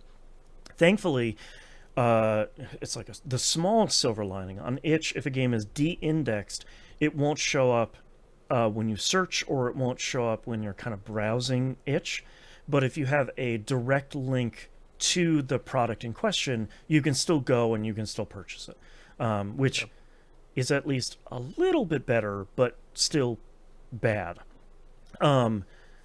The issue here is that this is how these things always start. So it always starts with, like, look at this smut. Please protect our children. How could you? And then it moves into LGBTQ stuff. And it's like, well, I don't want my child seeing this stuff. And then it moves into like everything that could be there, including like lived experiences. We're already seeing a little bit of that on itch, where uh, NYU Game Center Chair Naomi Clark told 404 Media this week, quote, "Some of the games that have been caught up in the last day's changes on itch are games that up-and-coming creators have made about their own experiences in abusive relationships, or dealing with trauma, or coming out of the closet and finding their first romance as an LGBTQ person," end quote. So, like, we're already starting to see, well, of course it's an adult game. It has two women kissing in it, or two men that got married, or somebody who transitioned, and I don't want my children to see those. It's literally the same crap that we're seeing here in America, where libraries are coming under attack because they have somebody from the LGBT community's book in there. Right. Like, well, I don't want my child to see that. It's like, well, then keep your GD child out of that section of the library. Don't borrow it from the library then. It's not that hard, right, to be a parent. And like that's millions of people do it every day. That's right. And like that's the thing where like I don't want any of these works removed. I think there's a very challenging conversation to have about the game No Mercy. I think it maybe takes the content too far in a way that feels exploitative or abusive. It isn't about an experience. It is about inflicting that on another person. I think that's where it kind of crosses the line.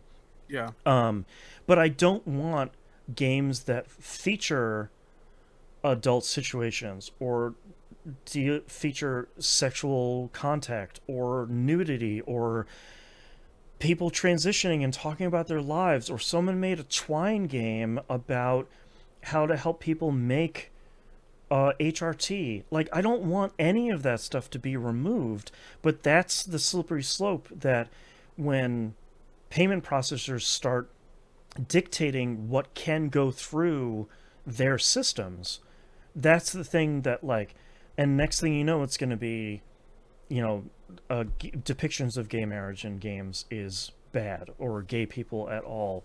And like that's almost all adventure games, by the way. Yeah.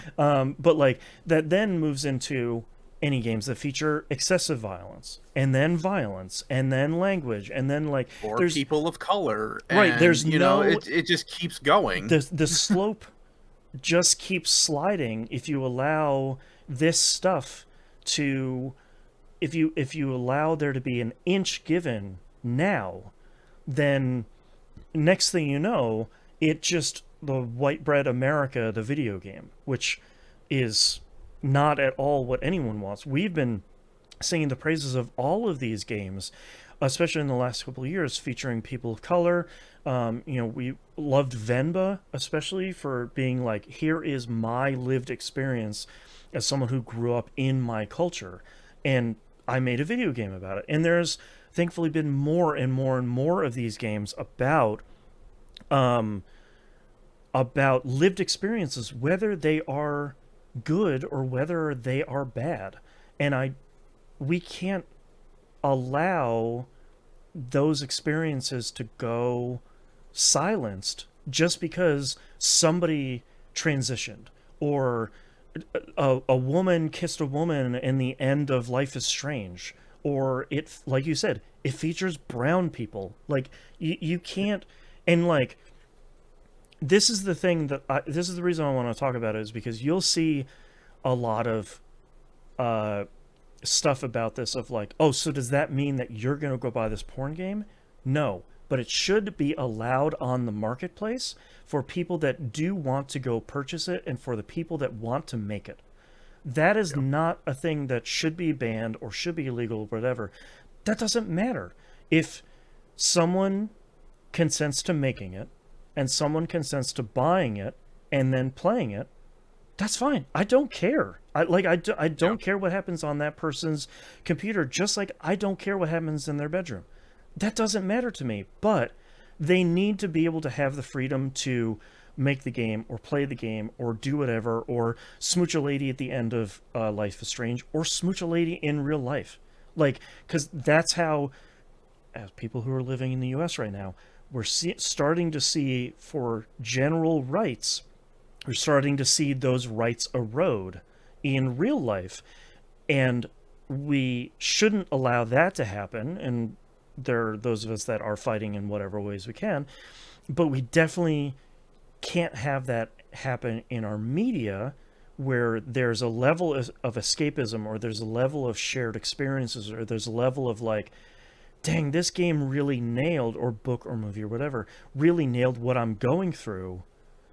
That's cool that there's a light at the end of the tunnel if I just keep doing what I'm doing, or I just keep living, or whatever. Like, that stuff is so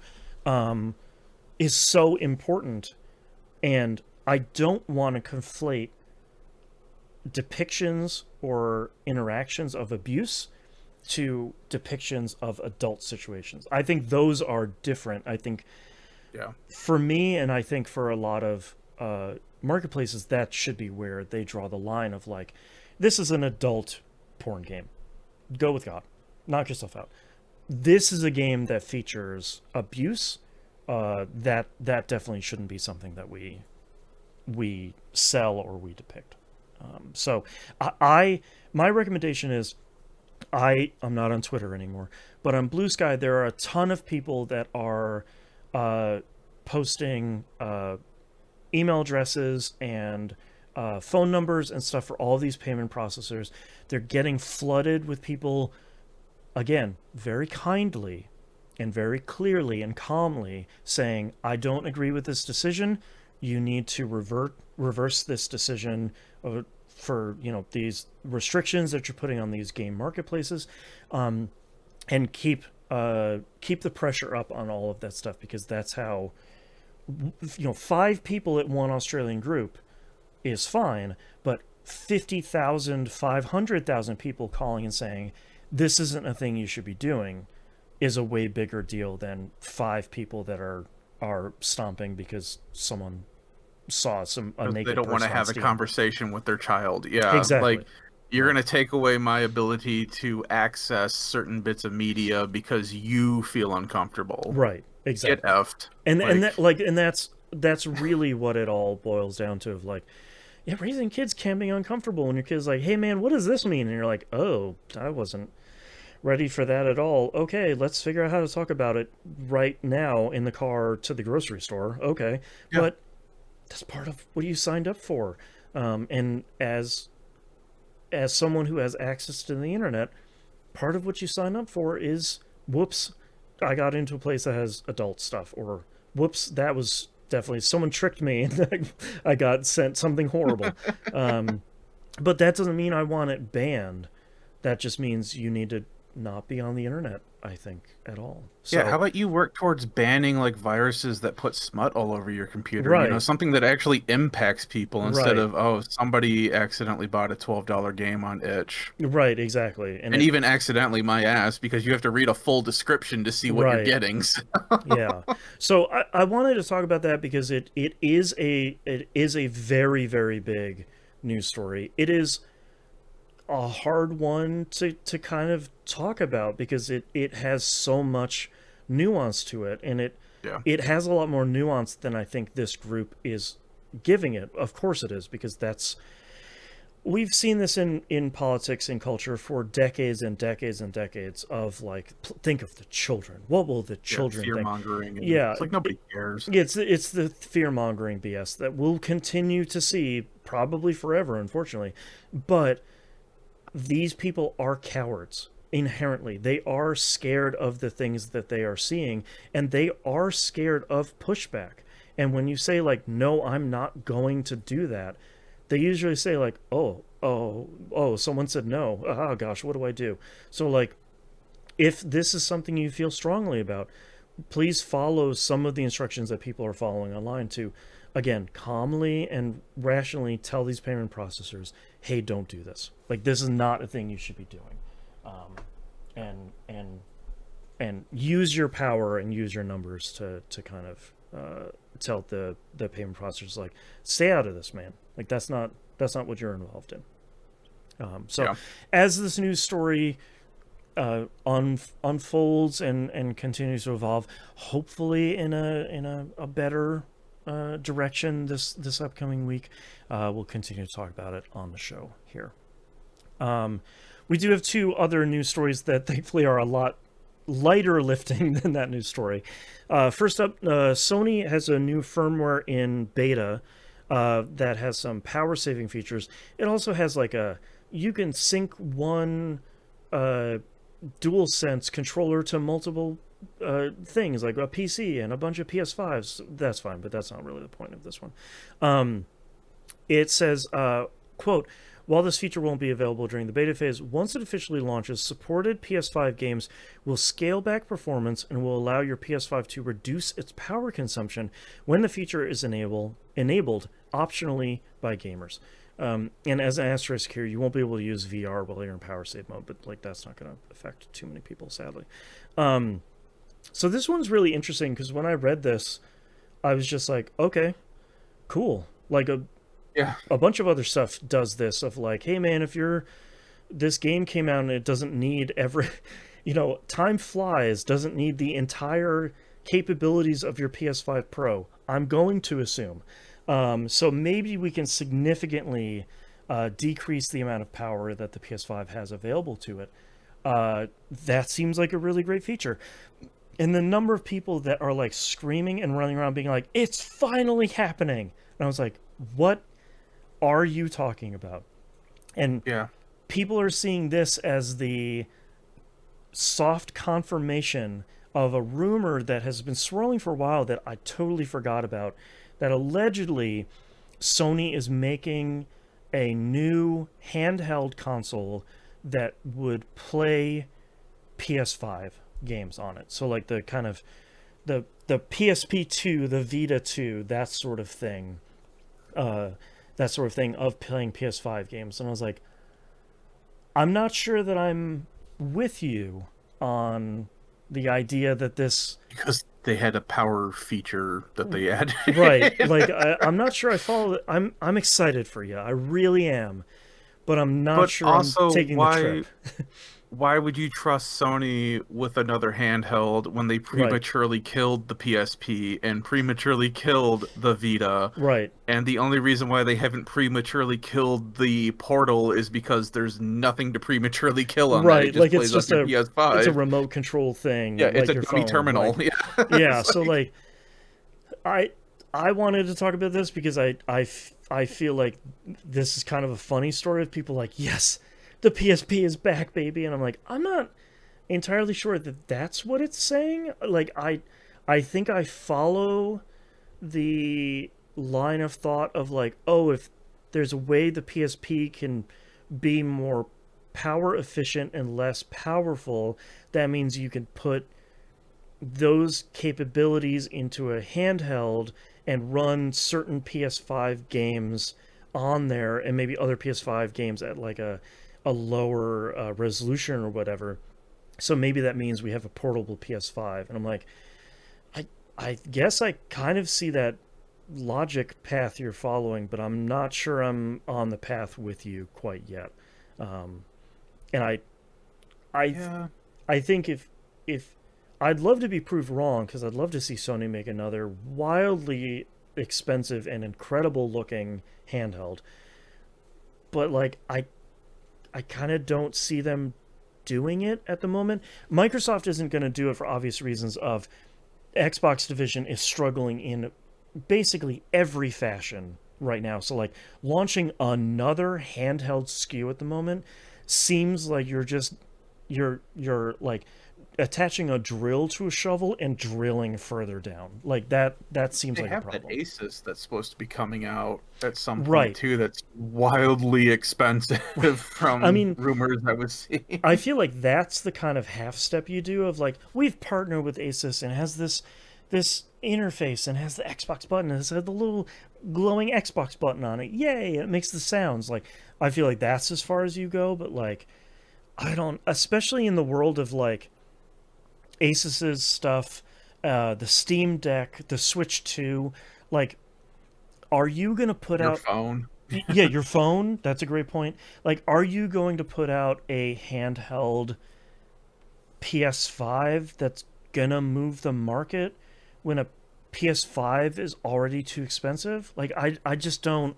I don't think anybody's out there being like, oh man, if only I could play Horizon Zero Dawn on the bus. I don't think that's what people are really looking for nowadays. I'd love to be proved wrong again, but like my gut is sort of like I don't think that's what people are doing really. So we'll see. Not intentionally anyway. Yeah, I don't know. And last news story here, just a real quick one. Outer Worlds 2 will no longer cost $80, back to a slightly more sane price of $70 when it launches on October 29th. I did like the in-universe message that Obsidian posted on social media. They said, quote, "We've received your SOS via Skip Drone about the pricing. As an organization devoted to making sure that corporations do not go unfettered, we at the Earth Directorate have worked with Redacted to revise the price of the Outer Worlds 2. While this will not bring peace to the galaxy or even your local colony, we assure you all that we are here to fight for all colonies every way that we can," end quote. And then, like, a Microsoft PR spokesperson was like, yeah, we didn't really need to launch it at 80, so, like, 70 is fine, whatever. And I was like, oh, okay. Yeah, we were just testing the waters to see if you guys would pay it or not. 100%. You guys have all said no, so... It was very funny, like, seeing the pricing come out for this, and everybody going, like, come on. Come on, man. Yeah. Like, you want to put out Elder Scrolls 6 at $80? I think a lot of people are going to buy that. You put out this at $80? Come on, man. Borderlands 4 isn't going to be $80.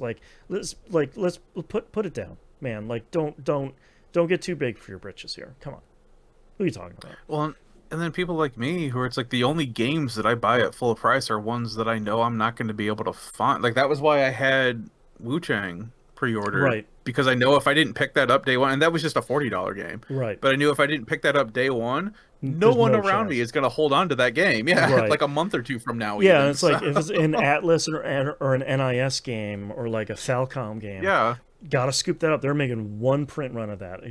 Atlas less nowadays, but like they're making one print run of that, and that's it. Like that's all you're getting. So yeah, something like Outer Worlds 2, which like number one, it's an Xbox game. They're not going to make a physical copy of that because that's not what the Xbox division does anymore. But the idea of like having that be $80 is like, no, come on, man. That's not. Sit down. Yeah, that's the other thing that grinds me. It's like, oh, okay, so this is going to be a non-physical game, but you're still going to charge me premium physical prices for this. Right. Meanwhile, it still also doesn't have a manual because that was what was costing video game industry tons of money. Exactly. Yeah. All right. That's all of our news stories for this week, which means we are at the end of our episode. Thank you very much, everyone, for listening. If you'd like to visit us, you can do so at tvgp.tv. Everywhere to find and follow us is on the right-hand side of the page. Don't forget to sign up for our Discord server, discord.tvgp.tv. Also, don't forget to get your little TVGP tag there as well. I've enabled that recently, so you can get that on your profile. Thank you to everybody who helped me figure out what our server description should be. Didn't know that was the thing. Discord is so great at launching new features and telling people how to do them or that they're there. They're super good. But every time I open it up, it's always saying, hey, spend $9 on Nitro. That's right. You want Nitro, baby? It's like, I think I'm okay. Also, again, this show is listener supported, so we do thank our patrons. If you'd like to become a patron, please sign up over at e1m1.cash. The ones are numbers? $5 a month is a recommended tier. That's why we call it fun for a $5. That gets you everything. Anything above and beyond that is greatly appreciated. If you can't support us financially, we do totally understand. You can support us by liking, commenting, and subscribing over on the YouTube channel. Every episode that gets posted to the public feed has a video component to it as well. A lot of times it's us, we're watching the trailer on the stream as well. We're watching gameplay, that sort of thing. So if you want to see what the games look like as we're talking about it.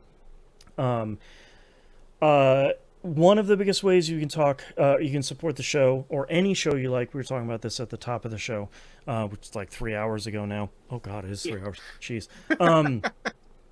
Is by rating and reviewing this show on your podcatcher of choice. Positive reviews only, please. Greatly appreciated.